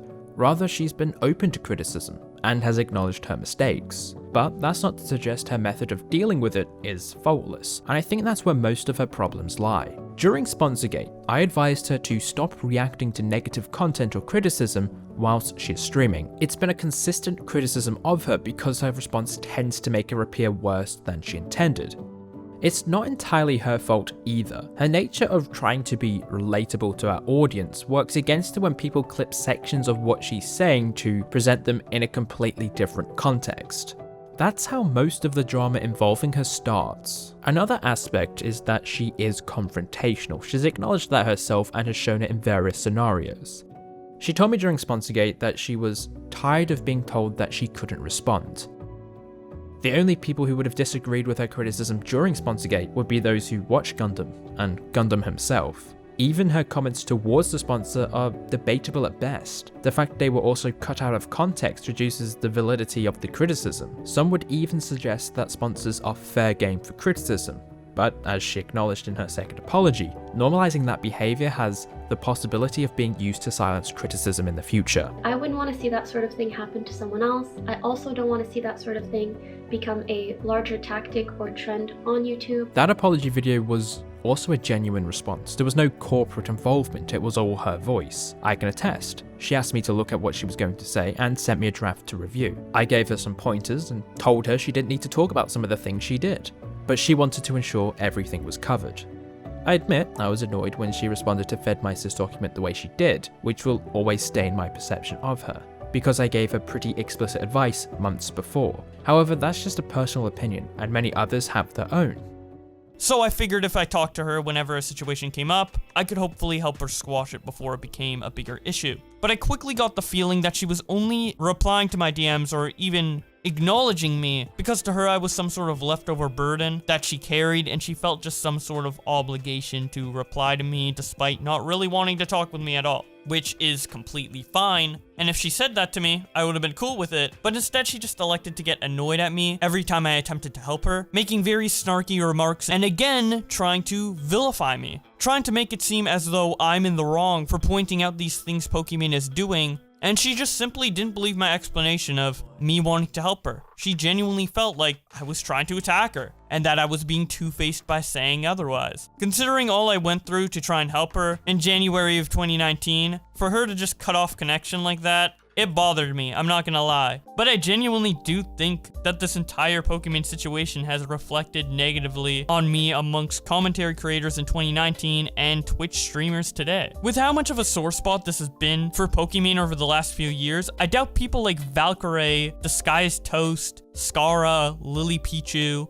Michael Reeves, etc. think very highly of me, which does upset me. I genuinely care about the entire community and just people as a whole, and to have that perception of me just shattered right out the gate, it sucks. It really does. Which is why I do feel sympathy for people who think Pokimane's a horrible person based off these exposed videos, because again, I don't think she's a horrible person, so I have sympathy for her there.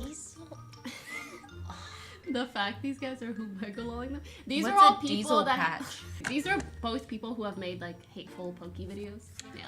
It's like, are you gonna talk about this guy that was shitting on you on his YouTube video? Wait, you were trolling me? It was kind of good, right? I was so confused. I was like, diesel patch? But the fact that you guys don't know tells me that you're on the right side of the The only person who has truly been dealt a disservice is Boblax, and it's something that both of them should sort out through a conversation. Because he is a part of a community that has so often scrutinized her character over the past 3 years, there's a prejudice towards him. Their disagreement resulted from a misunderstanding, and I think they both have done things to anger each other. If anything, the best outcome from this video would be for them to establish a dialogue, settle their differences, and grab a burger together.